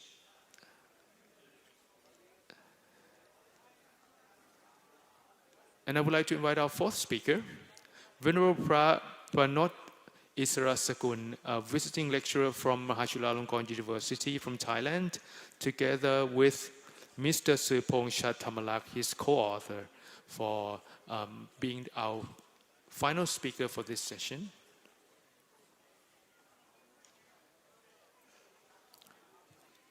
And most importantly, for this session, we're going to invite our guest of honor, Most Venerable Thich Quang Ba from Vietnam, to please join us as our guest of honor for this session.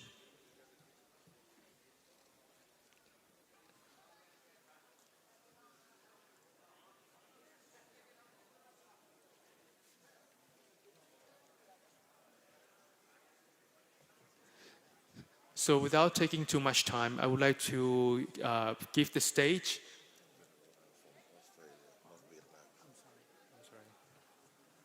I'm sorry, there's a miscommunication. The Most Venerable Thich Quang Ba is actually from Australia as our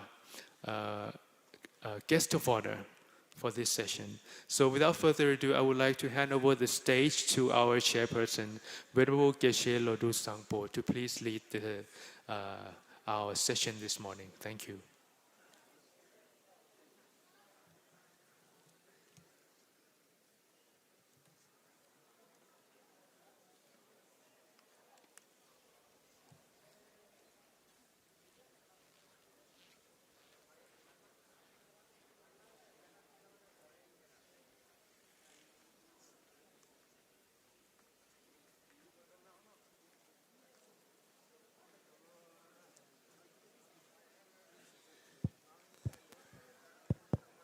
Hello.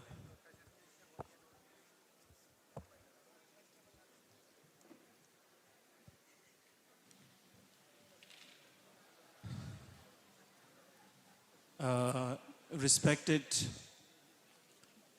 Sangha members and all the participants of brother and sisters. First of all, I want to express my heartfelt gratitude to the organizers for giving this wonderful opportunity. And it is always my honor and privilege to be part of this conference. And being the chairperson of this session, I'm supposed to address something which I myself have no much idea what I should say. But anyway, I'll try to say a few words regarding to the importance of this kind of gathering. By the grace of His Holiness Dalai Lama's guidance and visions, in recent years, we have witnessed some interactions between different traditions. And the main purpose of this kind of gathering, as the theme of this conference speaks for itself, bridging traditions, embracing the modernity. So the bridging tradition, I assume the term does not apply bridging gap between philosophical ideas or intellectual differences, but also, most importantly, bridging gap between heart to heart, in attempts of bringing all of us in closer with sense of mutual respect, with sense of brotherhood, with sense of sisterhood, under the same umbrella of Buddhism. The connection between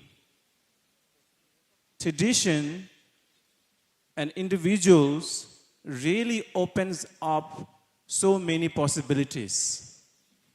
The possibilities of exchanging idea, the possibilities of clarifying misconceptions, and most importantly, the possibility of establishing collective effort for the flourishment of Buddha Dharma all over the world. In brief, this kind of connection truly paves a new path, a path of unity, a path of common ground, and flourishing our collective effort in its fully potential also aids synergic power to expand the serviceability for the humanity. Therefore, this sort of gathering is extremely important, and it also should be continued in these coming years. And I'm sure or certain to say that today's meeting, today's gathering, today's interaction has implanted great seeds of motivation, inspiration to all the participants, and particularly to young Buddhist scholars. Now for the modernity, I want to really emphasize the importance of bridging between science and spirituality. Because through only this approach, we really can bring instructions, tools for mind training presented in Buddhism out of Buddhist context and make it accessible to everyone, to non-believer. By the grace of His Holiness Dalai Lama's interaction with scientists for several decades, many of the renowned scientists are showing so much interest in exploring Buddhist psychology and their application. Therefore, we all collectively support, put our effort in this endeavor, and I'm sure we can make a huge contribution to the scientific community in respect to understanding or unraveling the secrets of mind and consciousness and their mechanism. If we look back into the history or the current situations of the today's scientific sort of, stage, we clearly see the scientists have make so much progression in understanding or the discovering the mysteries of physical world, but left far behind understanding the nature, the mechanism of consciousness. Therefore, I believe Buddhism can make a huge contribution in this field to the scientific community, and also from the scientific community make huge contribution to our Buddhism and spirituality. Now, without taking much time, the topic of this session is the four immeasurable. I want to cite one kind of quote. In the field of equanimity, loving kindness as a moisture, the seed of compassion grow into the tree of true altruism. Thank you. And now I start introducing the presenter.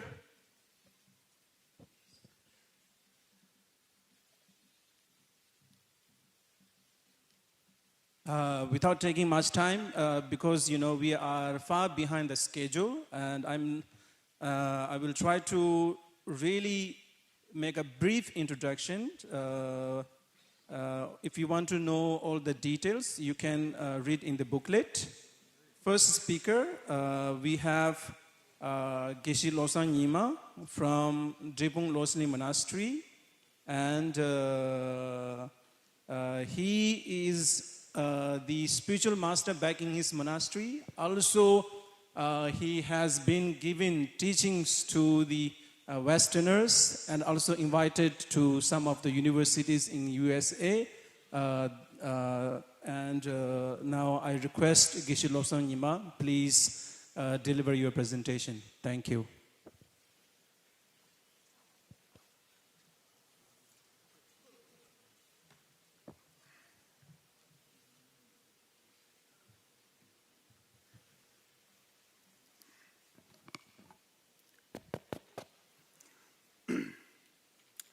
동년 인제 손던 조배 랑추체 신세 광진 땡저고 샤나 배모 땡진 자소라 소원도 소전도 현로쇼. First of all, I'd like to extend my heartfelt greeting and deep respect to the most venerable His Eminence, Rinpoches and Great Master, Scholar, Moderator, Chairperson, Speaker, and all other participants of this International Sangha Forum. I'm deeply honored to be here with you all and for this opportunity to speak on loving kindness in general and immeasurable loving kindness in particular. As explained in the classical Buddhist texts, some types of loving kindness exist due to their difference in nature, object, fundamental conditions, and means of cultivating. However, I will present them here in ways even ordinary audience can easily grasp the intent of my speech. So before addressing the topic of my speech, I would like to talk a bit about the general meaning of loving kindness. Loving kindness has been defined as a mental state that wish other sentient beings to have prosperity, happiness, peace, and comfort in their life. In this regard, loving kindness can be presented in three different types: ordinary loving kindness, great loving kindness, and immeasurable loving kindness. Before discussing each type of this loving kindness, I would like to speak a few words about the benefit of loving kindness. All sentient beings want happiness and shun suffering, even in their dreams.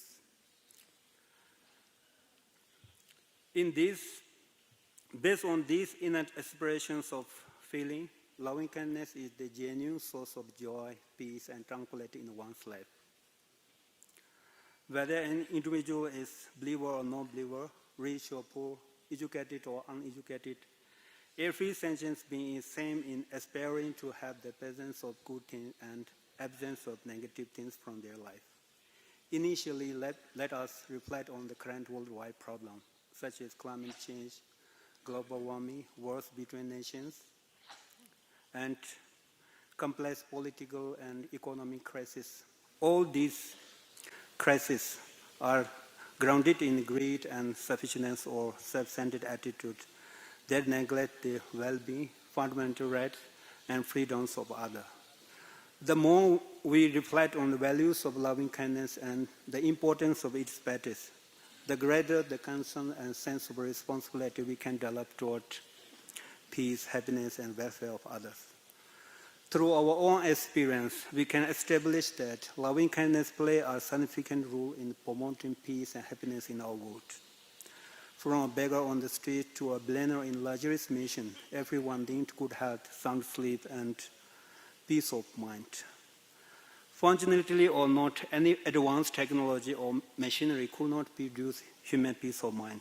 Thus, it could not be commercialized or sold. If people can purchase happiness with money, then many of today's millionaire and billionaire would not be devoid of happiness. Therefore, happiness must begin from training our mind, not by garnering fame or accumulating cash. So it is crucial to know what is the peacemaker within us and what is the peace destroyer within us. Inner defects such as jealousy, anger, hatred, aversion, etc. destroy our peaceful mind. By deteriorating our inner peace, this negative emotion also can jeopardize our physical well-being. Even scientific research shows that negative emotions affect our immune system and make us more vulnerable to disease and other physiological disorders. In contrast, cultivating the loving kindness contributes the individual's peace of mind and bodily health and helps abstain from self-centered attitude and behavior. Therefore, loving kindness significantly impacts the inner peace and well-being of self and others. Sutra known as Inexhaustible Intelligence Sutra, in Tibetan word Ludu Mazeba Temba, Basket of Three Jewels Sutra, in Tibetan word Kunchoge Samanto, and other sutras. In those sutras, verses by Buddha Shakyamuni describe the different level of loving kindness. The first quote I'm citing here is, loving kindness, protect yourself and bring benefit to others. These teachings explain the general level of loving kindness. Within that level, there is also an ordinary loving kindness that everyone can experience naturally when seeing the suffering of one's family, friend, and loved one.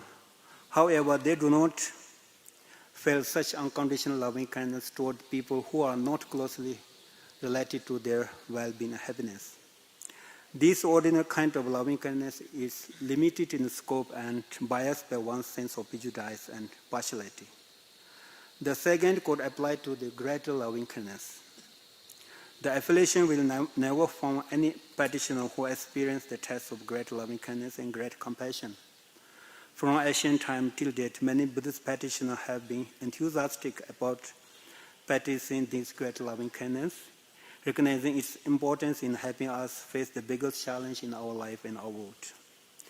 We deliberately train our mind to adopt such genuine and extraordinary scope of loving kindness based on logical reasoning. This greater loving kindness leads us to develop a sense of sincere responsibility toward the well-being of others, not just our friends and allies. People may ask how we should develop such loving kindness within us and whether an individual is capable of generating such impartial loving kindness. Well, to generate a genuine loving kindness within our mental consciousness, first we understand the three levels of suffering: the suffering of suffering, the suffering of change, and the suffering of composition factor. The suffering of suffering is, for example, that of seeing a person who has migraine headache, stomach cancer, or other chronic disease and is in obvious physical pain, it is easy for us to spontaneously generate a sense of loving and kind attitude toward that person. However, it is a challenge to develop this same attitude toward those plagued with the suffering of change and suffering of composition factor without understanding the suffering known in Sanskrit as dukkha. From a broader perspective of dukkha or suffering, all sentient beings and things in the samsara or the unenlightened world are subject to change, decline, decay, and cessation or death. And these suffering of change and composition factor are painful. We often tend to envy people with great material wealth or attractive physical appearance and think they do not suffer, even though those conditions will change with time. This envy may hamper us from feeling loving kindness toward them. But recognizing that temporary wealth or beauty does not protect people from suffering allow us to see that they are like us, yearning for happiness and not wanting to suffer. With this recognition of common ground, we can cultivate loving kindness toward all sentient beings regardless of status, beauty, or other temporal features. Another obstacle hampering our development of loving kindness is disregarding how much others have helped us in our own life. Sometimes the settling of loving kindness remains immature, like a toddler throughout a person's lifetime. This limited growth of loving kindness is primarily due to the person's lack of understanding of their interdependent nature.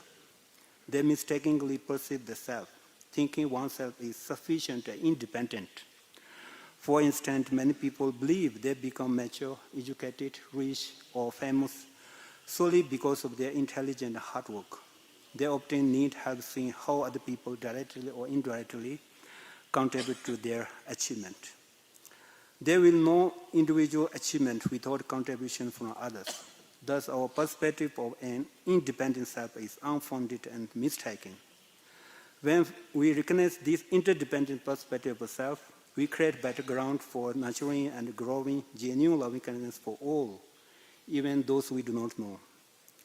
Without the contributions of many different people, our life will not be as safe and comfortable as we are today. Shantideva, the great Indian Buddhist master, has said, whatever joy there is in this world, all comes from desiring others to be happy. And whatever suffering there is in this world, all comes from desiring myself to be happy. He advised that we extend our loving kindness toward our family, friends, supporter, and even so-called enemy. Our happiness is related to relieving the suffering of all. As mentioned above, it may be much easier to feel loving kindness to our family, friend, and supporter who care for us and say good things about us rather than toward people who challenge and mistreat us. Some people even dehumanize their so-called enemy, believing that their enemies are inferior and they do not deserve kindness or love. From the Buddhist perspective, nothing is perfect and infallible on its own. The category of good and bad, or friend and enemy, are mainly created by one's mental labeling of that person. If we focus more on the negative side of that person, we are likely to label that person as our enemy. If we focus more on the positive side of that person, we may see that person as a potential friend. Thus, we have full potential and freedom to change a person from stranger into a friend into enemy, or enemy into a friend. Therefore, what we see as an enemy or friend is a positions of our mind. If we think from a different viewpoint, today's best friend can become our worst enemy tomorrow. Look at the global history. Many allies have turned into enemy, and many enemies have turned into partner. From such a logical viewpoint, our enemy challenge us to be kind, loving, understanding, and compassionate. They provide us opportunities to practice the values we cherish and preach. Unlike our family, who pamper us with praise and support, our rival tests our commitment and thus strengthens us in our human practice. Therefore, the great loving kindness which to lead all the sentients in suffering in the samsara due to their contaminated karma and delusion to the ultimate state of happiness and peace. The third level is the immeasurable loving kindness described by the third verse I will quote. A man possessing love is without spite, without rebel, without harm. It is spacious, greatly expansive, immeasurable, and fully developed. Indian Buddhist master Vasubhandhu expounded above sutra in his text called Rational System of Exposition, Namshiripa, as follows. The mind possessing love is the mind concomitant with love. It is without spite sense, it is the antidote to the branch affliction of spite. It is without rebel sense, it is antidote to envy. And it is without harm sense, it is the antidote to aversion. It is spatial sense, it has excessive result. It is greatly expansive sense, it adds on the level of form. It is immeasurable sense, it focuses on immeasurable sentience being. It is fully developed sense, it abandons the opposing factor. This immeasurable loving can also wish to lead infinite sentience being in samsara to lead the state of the happiness and peace. According to Indian Buddhist master Vasubhandhu's perspective, immeasurable loving kindness primarily observes the sentience being desire realm, and it serves as the main antidote to branch afflictions of spite, envy, aversion, hatred, jealousy, etc. To summarize my presentation here, loving kindness is the mental state that which other sentients may achieve prosperity, peace, and happiness. It can be divided into three types: ordinary loving kindness, great loving kindness, and immeasurable loving kindness. They are differentiated based on their nature, object, fundamental conditions. Loving kindness is the unmistakable source of happiness and joy in one's life. We can promote peace and happiness in human society and prevent many other negative actions through loving kindness practice. Most importantly, loving kindness helps us overcome negative emotions, lead us toward peace and happiness for ourselves and others. This is a brief presentation on developing loving kindness that I wanted to share with you today. Now I conclude my speech here with a verse from Indian Master Shantideva's Guide to Buddhist Way of Life. For as long as the space endures, and for as long as the sentience will remain, until then may I too abide to dispel the misery of the world. Thank you very much.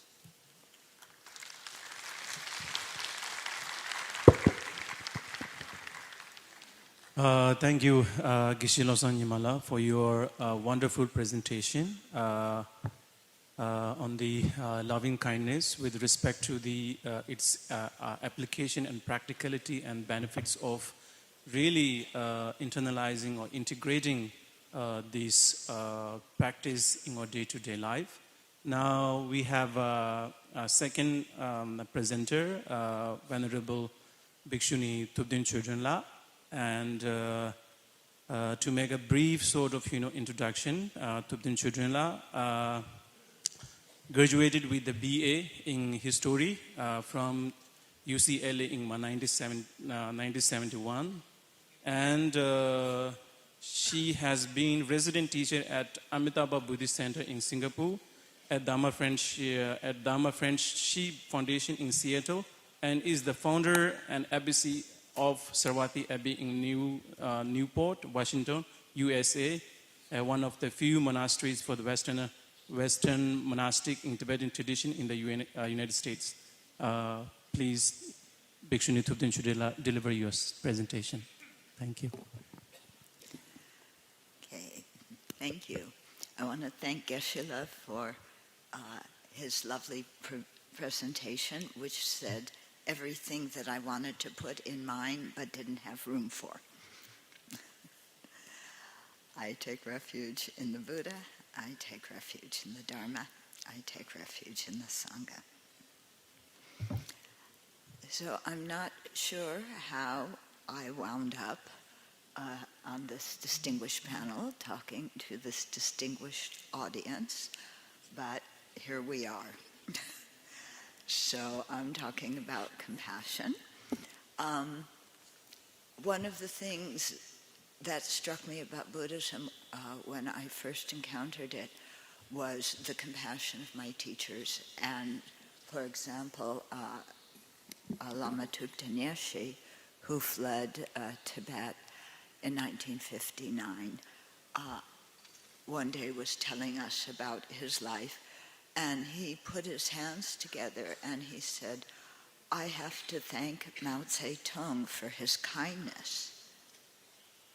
I went, what?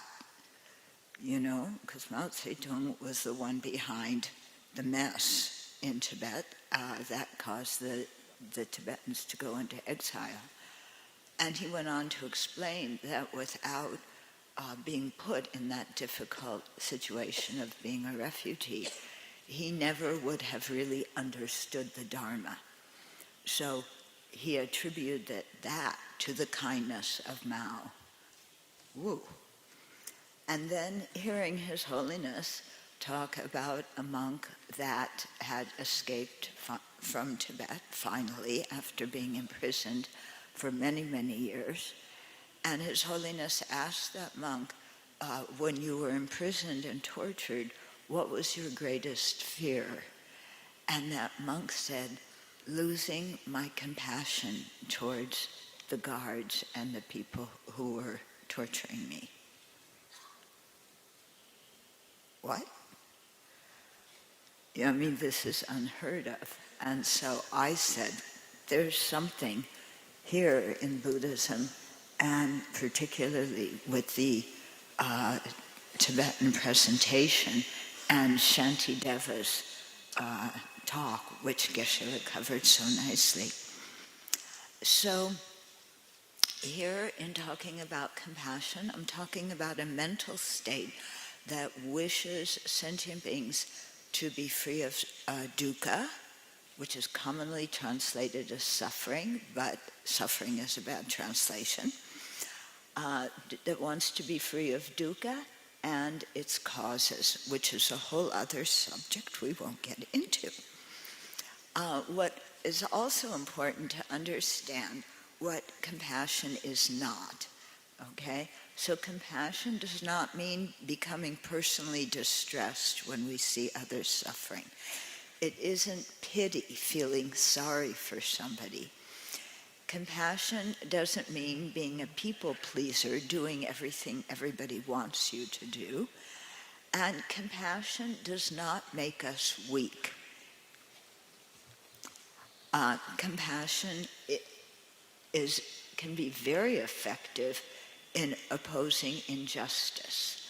Many people think compassion makes you weak. You can't impose injustice. You look at the example of His Holiness Dalai Lama and how he handles the situation between the Tibetans and the Communist Chinese. And he's showing that compassion is very strong as motivation to oppose injustice. So I had the privilege of working with His Holiness on a series of books called The Library of Wisdom and Compassion. And my favorite volume is volume 5, which is called In Praise of Great Compassion. And so that volume talks about compassion in the Pali tradition, in the Sanskrit tradition, as it's practiced in the Chinese Buddhism, and also into the Tibetan tradition. So I want to go through briefly how it's done in these three traditions. So in the Pali tradition, your object is somebody who's suffering. You cultivate compassion for them. If that person who has created such negativity looks happy to you at this moment, and you think, how can I have compassion for them? Just remember the karmic results they're going to experience, and then compassion will arise for them. So you start out with a person who is experiencing great manifest misery, and then follow that by compassion for a person who is dear, then a neutral person, and then finally somebody who is an enemy. Okay? And after that, so you're dealing here with individuals. Then the next step is to break down the barriers between these four kinds of people by seeing four individuals, ourselves, dear ones, neutral people, and enemies, as equal in wanting happiness and not suffering, and generate compassion for them equally. When the barriers have been dropped between bias towards these 4 groups of people, then we extend compassion in all the directions, and the counterpart sign appears. You can attain access concentration at that point. And then by repeatedly meditating on the countersign, the first 3 jhanas are attained. I also like in the Pali tradition how they look at the 4 immeasurables as in our daily life, so that our typical response to people should be metta, loving kindness, and openness to meeting anybody. Yeah, so it's not meeting new people and being suspicious. It's not looking at them to see how we can manipulate them and get what we want. It's just an openness and a friendliness. When those people then experience suffering, we have compassion, karuna. When they have good events happen to them, rather than getting jealous, we experience joy and rejoice. And when they are having difficulties and we try and help them, but they aren't very open to our help, then we have equanimity. So in the East Asian tradition with Chinese Buddhism, they use this method taught in the Pali tradition as well to cultivate compassion. And then they also have another meditation which involves 7 groups of people. And here you think about, let's see, you think about your friends and relatives, the juniors, the people who you're responsible to. You think about their kindness, then you think you generate compassion for when they suffer. You think also about their enemies, those who harm your dear ones, those who harm friends, those who harm neutral people, or those who harm your juniors, and have developed compassion for all of these people equally. Also, in the Chinese tradition, they have what's called the 4 great vows, which, where did it go? Countless are sentient beings. I vow to liberate them. Endless are defilements. I vow to eradicate them. Measureless are Dharma doors. I vow to cultivate them. Supreme is the Buddha's way. I vow to attain it. So that synthesizes the Bodhisattva practice in the Zen, the Chan tradition. I remember reading these to one Tibetan Geshe. He had never heard them before. He said, "These are fantastic." So the last one, supreme is the Buddha's way. I vow to attain it. That's the generation of bodhicitta, the altruistic intention to become fully awakened so we can be of the most effective benefit to sentient beings. But to accomplish that, we need what's expressed in the first 3. Okay? So the first one, countless are sentient beings. I vow to liberate them. So this feels the dukkha of sentient beings as our own, and that is the first vow to liberate them. This leads to the second great vow, which is endless are defilements. I vow to eradicate them. So we want to eradicate the defilements of self and others. Measureless are Dharma doors. I vow to cultivate them. This is, we're saying that we're going to be active in bringing this about. And then that brings the 4th one. Supreme are the Buddha's way. I vow to attain it. Then, in the Tibetan tradition, which is also what part of the Sanskrit tradition, there's two ways of generating bodhicitta. One is the 7-point instruction on cause and effect, and one is equalizing and exchanging self and others. But I won't go into those now. What I want to talk about is Chandrakirti in his supplement to Nagarjuna's treatise on the Middle Way, started off the homage not paying respect to the Buddha as we would expect, but paying respect to great compassion. You know, that's the most important thing. And there he differentiated three kinds of compassion. I'll read you the verses. Okay, like a bucket in a well, migrators have no autonomy. First, with the thought I, they cling to a self. Then, with the thought mine, they become attached to things. I bow to this compassion that cares for migrators. Homage to that compassion for migrators, seen as evanescent and empty of inherent existence, like a moon in rippling water. So 2 short verses, very profound. The first one, compassion observing sentient beings, observes sentient beings who migrate from one life to the other in samsara, going up and down,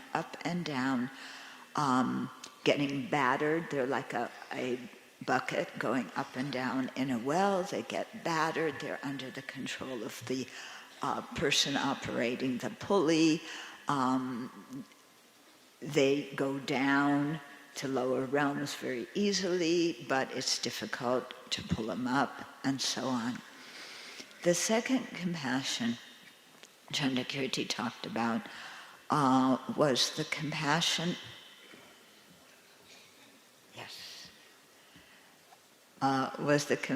observing phenomena, and this compassion sees sentient beings as qualified by momentary impermanence, as lacking a permanent, partless, independent self, as the non-Buddhists think, or lacking a self-sufficient, substantially existent self. And so this depends on first meditating on impermanence, and then, while the mind is still under the influence of that meditation, thinking about sentient beings being impermanent and the dukkha they experience because of that, and generating compassion for them. And seeing that they're impermanent, we implicitly know that they're not a self-sufficient, substantially, that they're not a permanent, unitary, independent self or soul, and that the self must be dependent, in which case it can't be a self-sufficient, substantially existent self too. Then the third compassion was compassion observing the unapprehendable. And this refers to compassion that observes sentient beings being qualified by the lack of inherent existence. So this really brings together the wisdom side of the path and the method side of the path, because we see sentient beings as empty. And when you see that, you see that then suffering, dukkha, doesn't have to exist. If we can, because the grasping at true existence is an incorrect mind, when we generate wisdom, we can remove that ignorance, which makes the afflictions crumble, and then sentient beings, our minds are free to actualize the path and become fully awakened. So that's very quick. I also wanted to say, in this series that His Holiness and I did, there's one book called In Praise of Great Compassion, and this explains everything that I wasn't able to put in this short talk. So I recommend that to you. Thank you.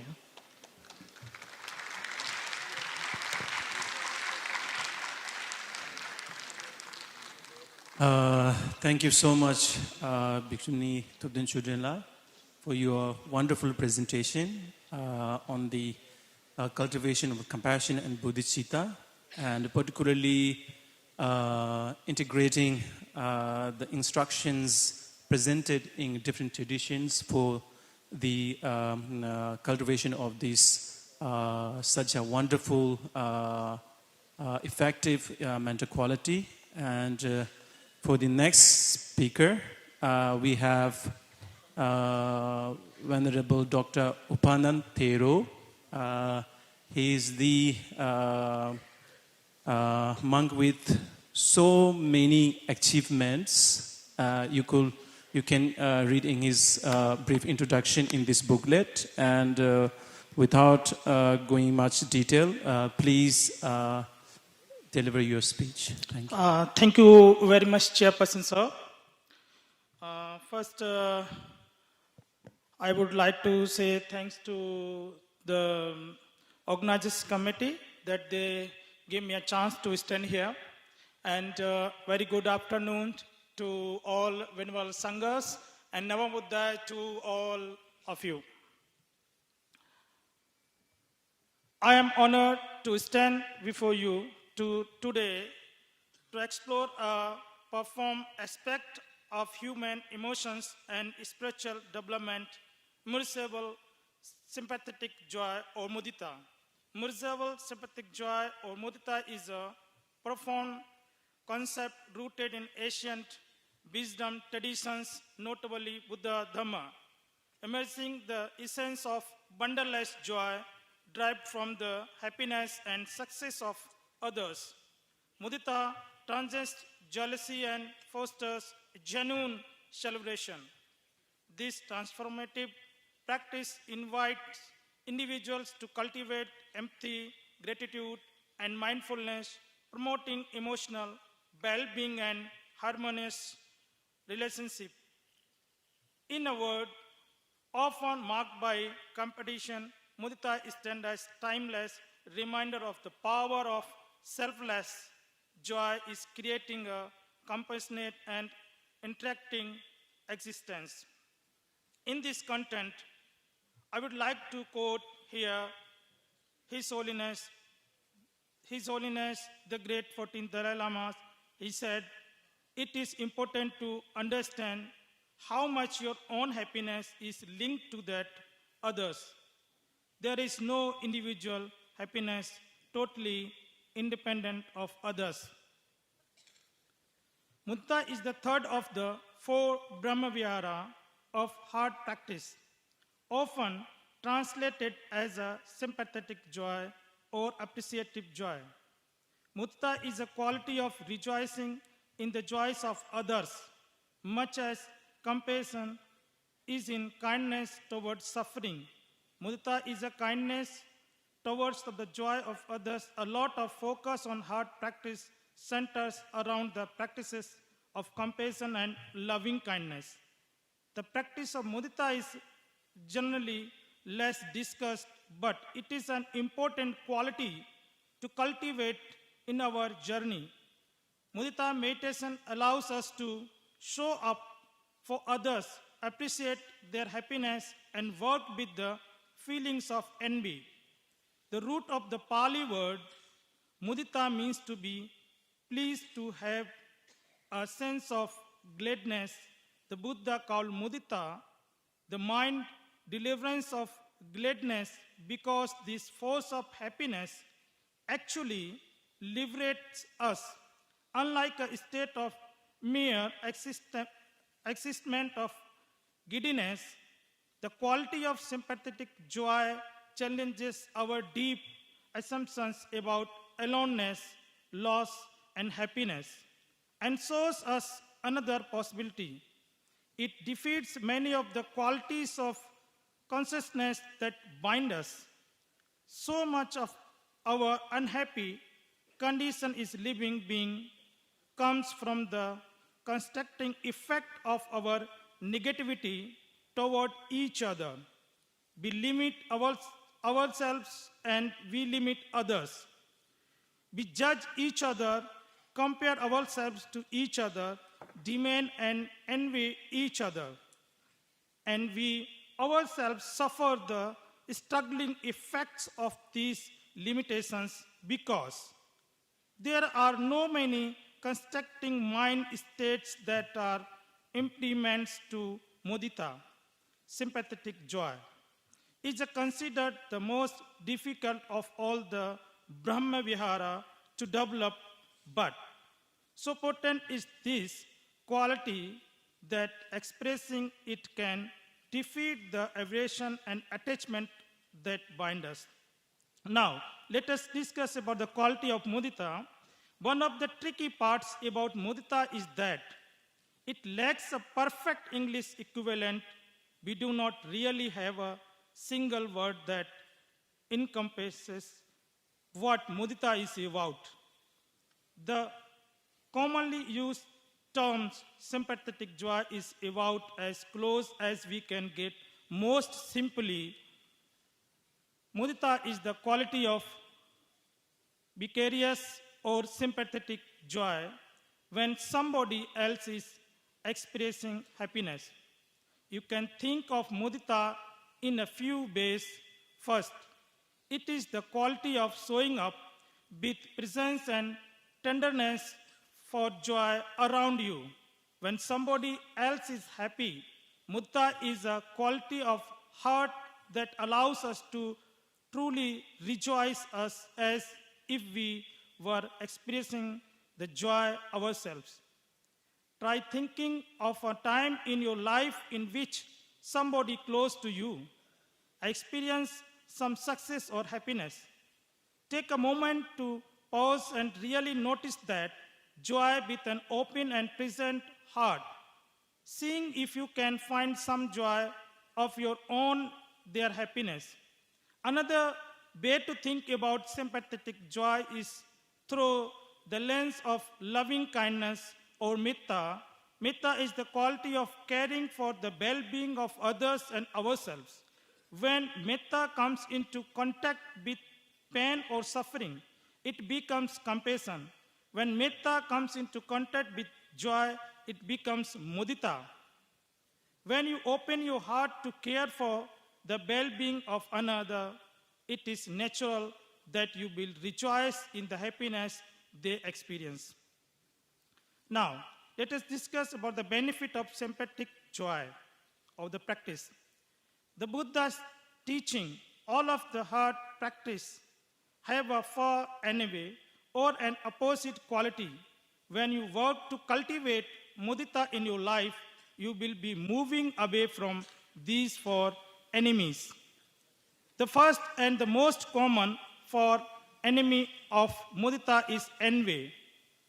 Envy is a common quality that can get in the way of experiencing joy for others, especially when dealing with a difficult person in our lives. We struggle to really appreciate their joy. Instead, we just fall into envy or ignore their success. With sympathetic joy practice, you can train the heart to appreciate these moments and free yourself from the grips of the jealousy. Another quality commonly cited as a far enemy for sympathetic joy is greed. Greed is one of the three unwholesome roots or basic causes of suffering in the Buddhism. The practice of mudita can help us really appreciate the moments of joy we experience in that others experience, rather than allowing the joy to come and go without appreciation or become fulfilled by the moments of joy. Another important benefit we receive from the practice of sympathetic joy is a collective and calm mind. Mudita is the samatha practice or a technique for building concentration. Mudita practice can serve as a way to focus, build concentration, and calm the mind. This helps us both in other meditation practices and in our daily lives. Now, let us discuss about the mudita practice. The cultivate mudita you can use mudita meditation practice. There are many ways to practice mudita here. I'm going to discuss a few methods that work for us.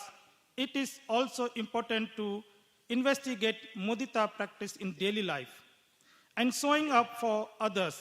Like other practice of the heart, sympathetic joy requires mindfulness and awareness. Different type of meditation mudita is one can incorporate into your regular practice. Although there are many different ways you can cultivate sympathetic joy.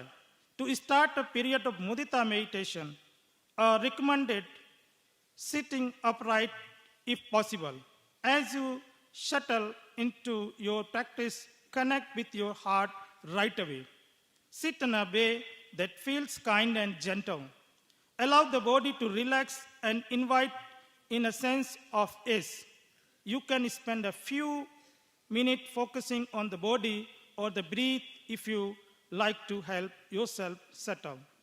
You can start the mudita practice by bringing to mind somebody in your life that falls under the category of good friend. This can be a loved one, a family member, a friend, or maybe a teacher.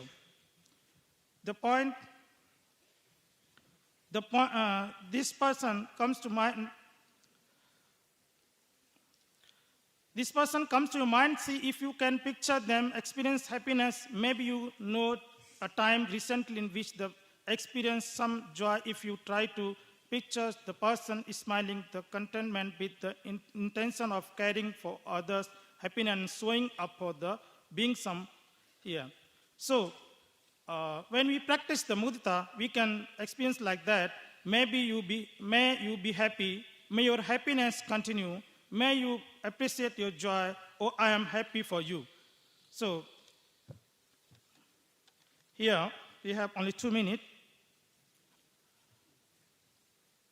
Mudita in our daily life, you can say you can continue to cultivate this quality of mudita in your daily life by making a little effort to approach joy in a new way.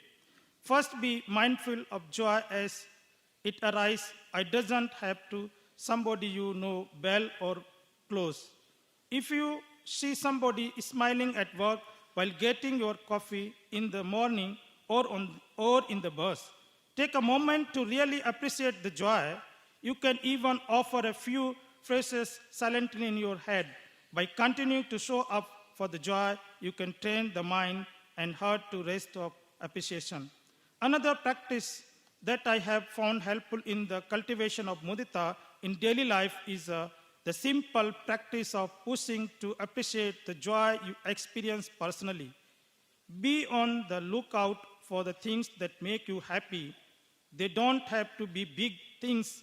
Maybe you see a pretty flower, accomplish a task, or get to see a loved one. As this experience arises, pause and pay attention to the bodily mental experience. Now, in the conclusion, immeasurable sympathetic joy or mudita stands as a weekend of compassion in a world often overshadowed by envy and competition. By cultivating this bundleless joy, individuals not only enhance their own well-being, but also contribute to the creation of a more harmonious and interconnected society. As we strive to navigate through complexities of human emotions, let us embrace the transformative power of mudita and work towards a world where the happiness of one becomes the joy of all. May the vision of longevity of Buddha Dharma come true through this forum. Thank you very much for listening us patiently. Thank you very much.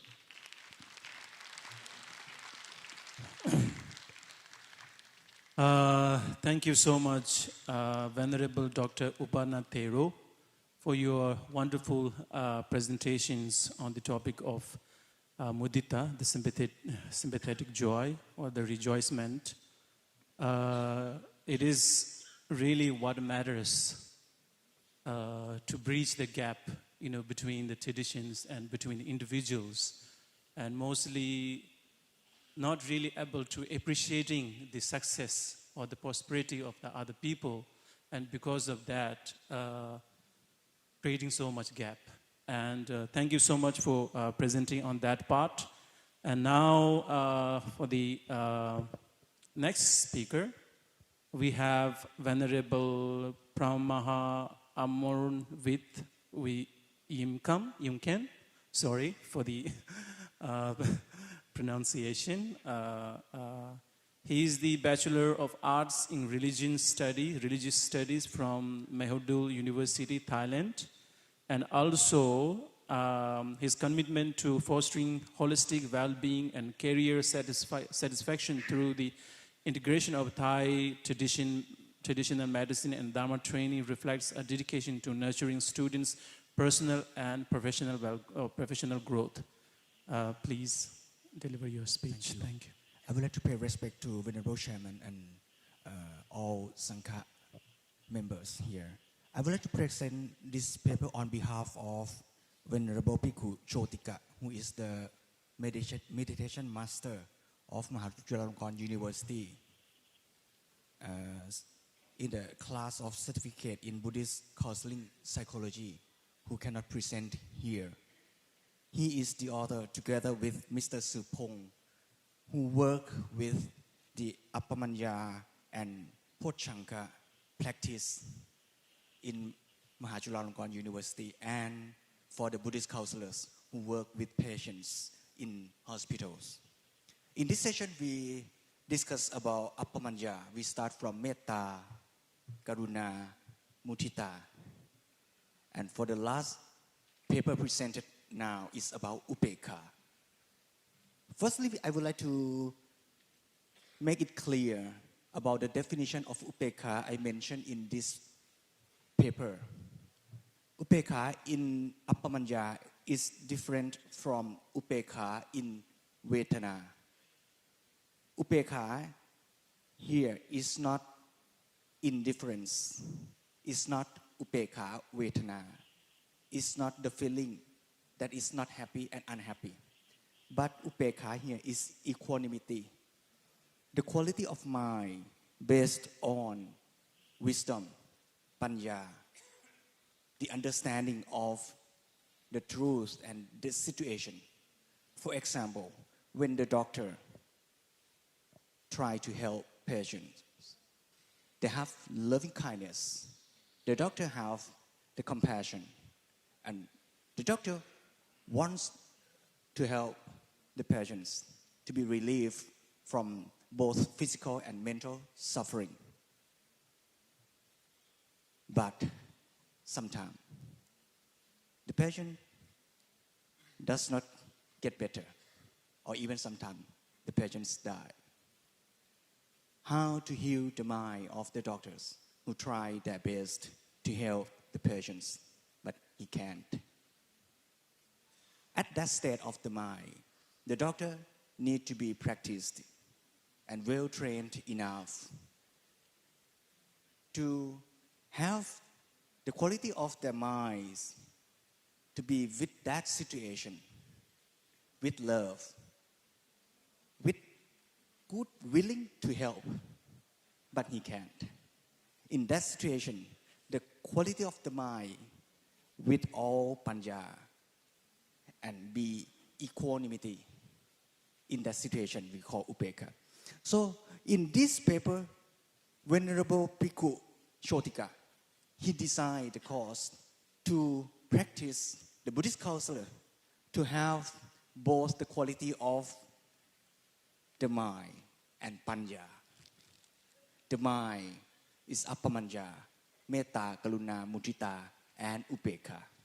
And he also practiced the Buddhist counselor to have the wisdom how to think about and understand the situation by practice the quality of Pochanka by two methods is Metta Bhavana and Vipassana. This paper presents the fusion of wisdom and love together by the technique of Metta Bhavana and Vipassana. And we work together between Buddhist monk and the psychologist in order to train the Buddhist counselor by the Buddhist psychological techniques in order to help people, including patients, their families, and doctors. Next slide, please.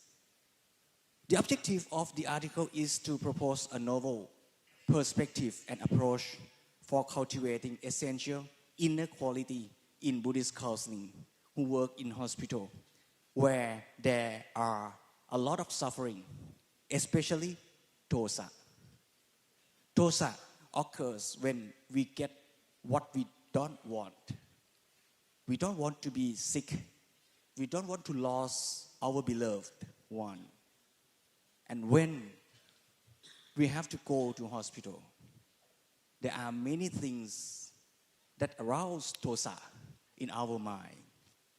Venerable Chotika Bhikkhu worked as the volunteer in a hospital. He is a member of Buddhist volunteer group called Kilana Dharma, comprised of monks from different temples. And then he found this problem and he designed the course to practice both the passion and the caregivers to have the quality of the mind, love and wisdom. And his model is to practice two techniques. We can go to the 7th slide, slide number 7. This is the previous one. This is very interesting model. The outcome is upekha. On the lower path, we practice from metta, karuna, mudita, and then upekha.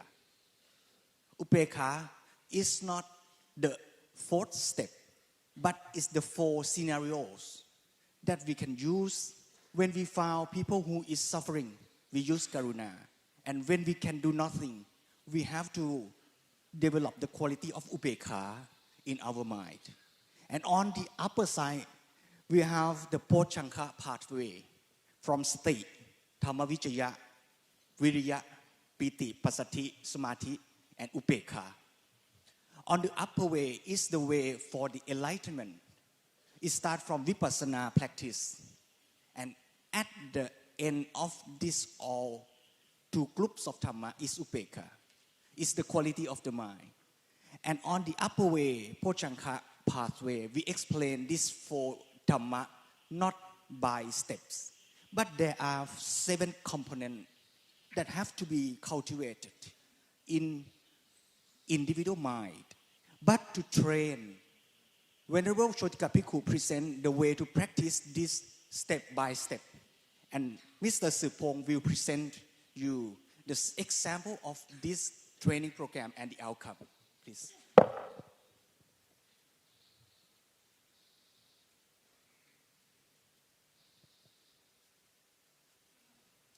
As a counseling psychologist in a large medical school in Thailand, I do counseling for patients and their caregivers while educating them on the issues of health behavior, psychological well-being, and personal growth, and yet extending to spiritual well-being and spiritual growth in some cases. My intention is to mix and match the traditional Buddhist practices and modern psychological approaches to therapy. Finally, we got the fine-tuned treatment program that emphasizes on 5 inner qualities: psychic energies and dynamics of mental forces. We help our client to learn about how to cultivate these conditions and use them to create the essential components of the interconnected roots of Pochanga and Appamanya. In this process, empowerment is the key word. Our clients are empowered by doing it by themselves, and yet engaging professional supervision with us continually. We wish that after finish the program, they will respond to their life and mental challenges effectively and can achieve the main purposes of counseling, that is to alleviate the present suffering and facilitate the upcoming self-cultivation eventually. In 2020, my teacher, Piku Chodika, proposed the integrated approach focusing on nurturing 5 inner qualities, including sati, sampachanya, metta, karuna, and courage.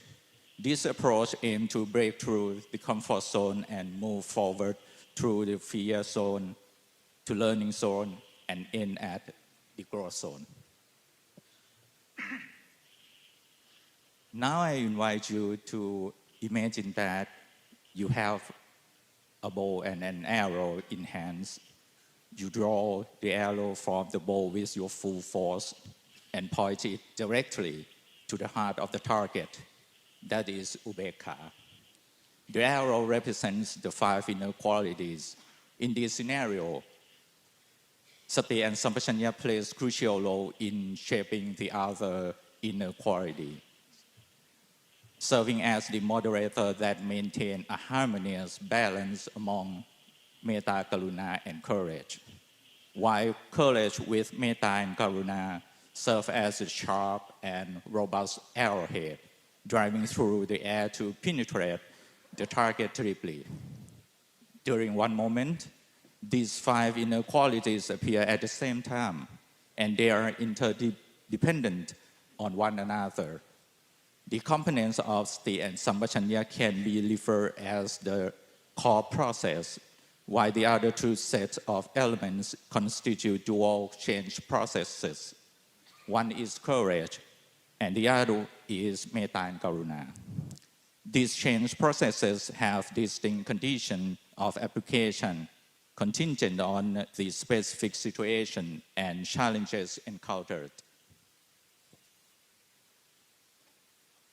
This figure shows a specific scenario in which courage serves as the primary mechanism for stimulating transformative powers, which is additionally reinforced by metta and karuna. These occur during moments when the mind of a Buddhist counselor or client experiences hesitation, doubt, anxiety, or fear of confrontation. Experiencing these ambiguous emotional states can lead to a diminished sense of empathy, or currently feelings of anger, or engagement in aggressive behaviors, or adopting a superior attitude over others. When interacting with individuals who may not understand their emotional state, one might face reaction dominated by anger, frustration, or dissatisfaction, then resulting in conflict, resistance, and non-cooperation in treatment plan. In this specific scenario, courage is essential for making peace and purpose. As the 14th Dalai Lama mentioned yesterday that the peace of mind is the purpose.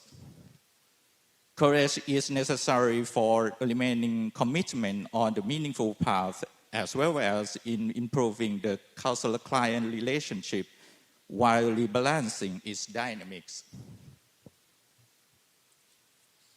This figure shows another specific situation where metta and karuna serve as a pivotal mechanisms for driving change, which is complemented by the empowering influence of courage.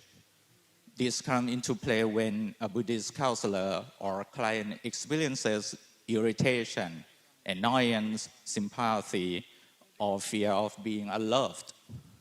Such emotional states can give rise to inappropriate behaviors influenced by unwanted negative feelings or reluctance to engage in beneficial actions due to fear of causing harm to the individual involved. These challenges can block the processes of realization or self-actualization. In this instance, employing metta and karuna becomes crucial for tending to one's emotions with gentleness initially, while sati and sampajanya is used concurrently for helping balance energy and adjusting attitude to a neutral state. It also requires courage to confidently take sufficient and necessary actions at that moment. That is beneficial for problem solving and personal improvement. Buddha Dharma is timeless and limitless, but our presentation time is going to be end up soon. So you can read more details about the foreign content in our article. We try to make room for imagination, ideas, and discussions, including inspiration for integrating Buddha Dharma into the modern lifestyle. The model phases are divided into 3 phases, and each phase has distinct characteristics and success secret, which you can find details in the article. That's one of the that's one of the content that we are proud to present. 1 year ago, we did a pilot on a prototype of brief psychological counseling services 8 to 12 session program. The experimental results were satisfactory.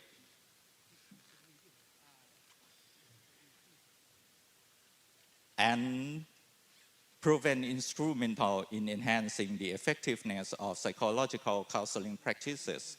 We also try out our program in various patient and caregiver groups across various health conditions such as stroke, dementia, and depression. And then we transfer our knowledges to colleagues as initial participants for doing replication of the experiment. We found that the states of empathy, courage, and genuineness within both Buddhist counselor and client are the key results. In the near future, we are going to do randomized controlled trial research in the hospital I worked for and in the setting of Kilanatama's network. With that, thank you.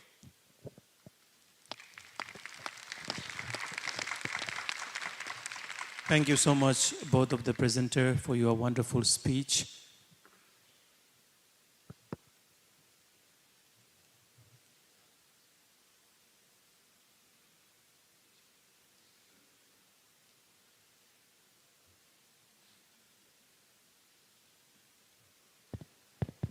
Okay, my apologies for the session. Just a brief announcement. If any of our monastics who need to have lunch before 12, you can excuse yourself and go for lunch as we are going to move into the Q&A session. So the presentation is finished. So if you need to move for lunch before 12, you can move to lunch. The lunch for everyone is going to be on the opposite building. And for our most venerables, the guest speakers and the chairpersons would be on this second floor. Okay, thank you. And now we proceed with our Q&A session. Thank you. Nyingung chuzu chungni gingel shela chu gunge yuna ani thanda shela chu phe shan de gi yusare ti maim ba du thedi ani thanda tiwa tilengi semba di tu sine antis chi junjung chero chi sungudu. So okay, now floor is open to the all the participants. We will take not more than 2 questions.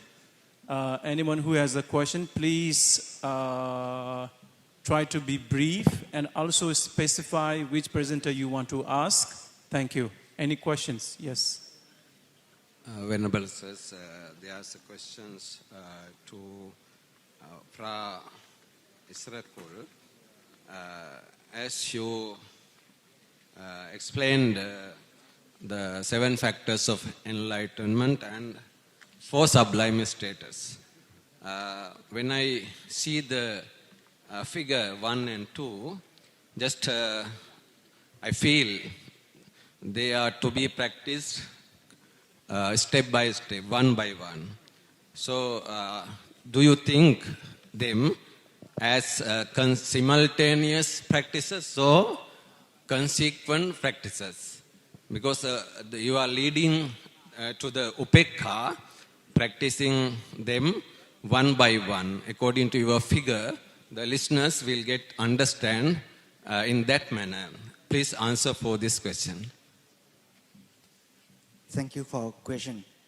Briefly, for Pochanka, 7 factors were practiced consequently, but the 3 factors, piti, passathi, samadhi, will be practiced together, to practice in step. But for the Dharma to work in actual situation, it works together simultaneously. But to practice is we train it one by one. Yes, thank you. Thank you. One more question.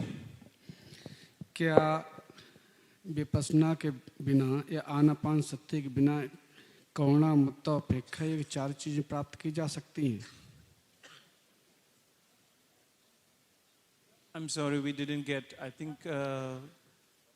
Can you just clarify, or maybe kind of repeat your question?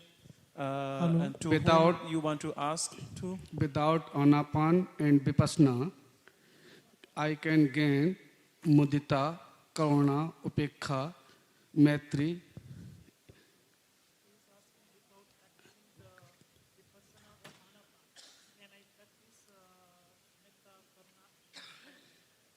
Yes, anyone who want to.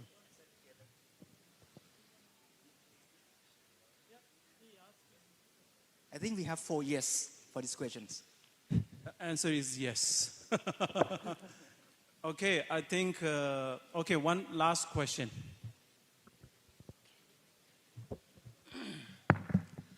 Kishi sambola deji gyurnanda. Tanda semeshigi nyamne jorwala.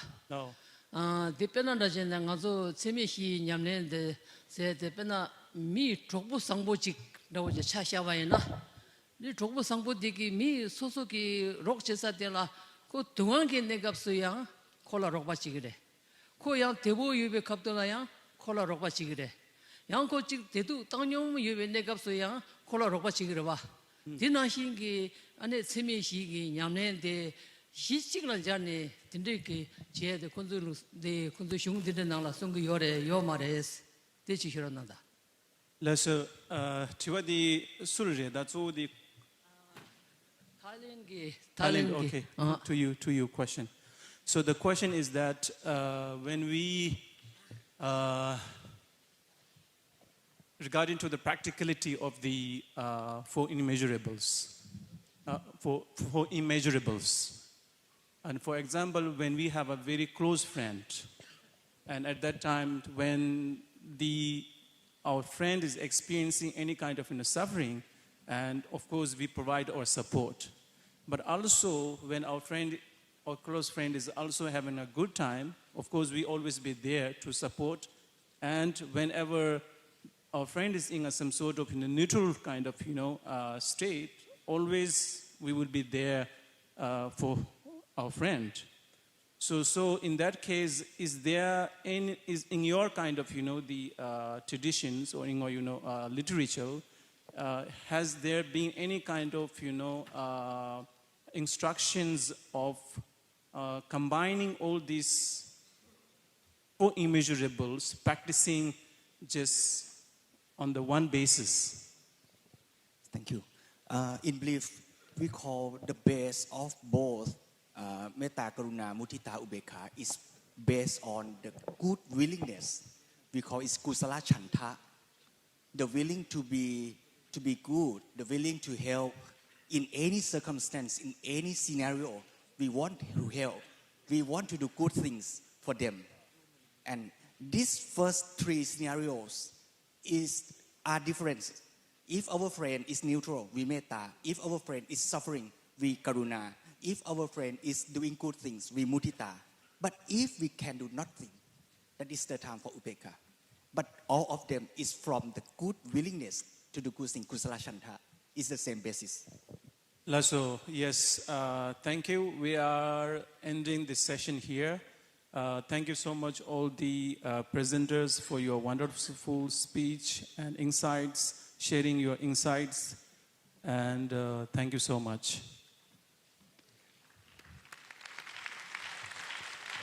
Thank you to all of our speakers and our chairperson for this wonderful session. And to conclude our session this morning, I would like to invite Most Venerable Thich Khuong Ba from Australia to be our guest of honor and give the certificate of appreciation to all of our speakers and our chairperson. Starting with our chairperson, I would like to invite Most Venerable Thich Khuong Ba to present the certificate of appreciation to Venerable Geshe Lodru Sangpo for being the chairperson of this session. Next, I would like to invite Venerable Geshe Lobsang Nyima to receive the certificate of appreciation.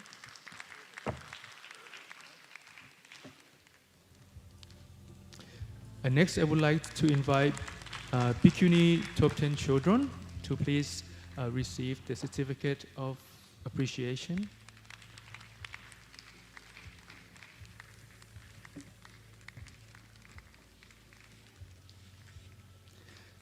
Next, I would like to invite Venerable Dr. Upananda Thero to receive the certificate of appreciation.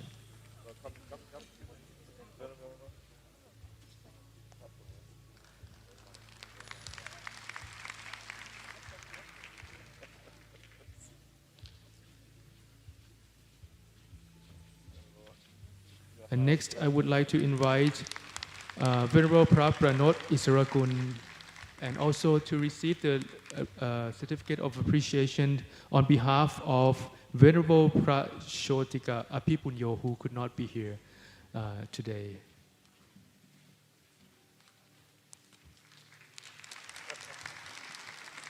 And I would like to also invite Mr. Sipong Chattamalak from Thailand, who also presented on this session and worked hard for this, to receive the letter of appreciation.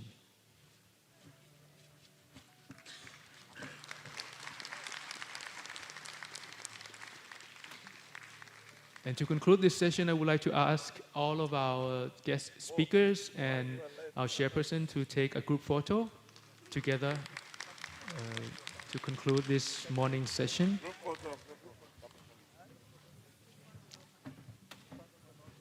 And now to break for lunch, I would like to invite all our most venerables, our abbots, our speakers and chairpersons of this event to please have lunch on the second floor. It's right next to the office on this building, the second floor of this building. And to all of our participants of this conference, we would like to invite you to have lunch on the next building, just behind this one. And if you are wanting second servings for the lunch, you can wait for about 15 minutes when everybody else had some.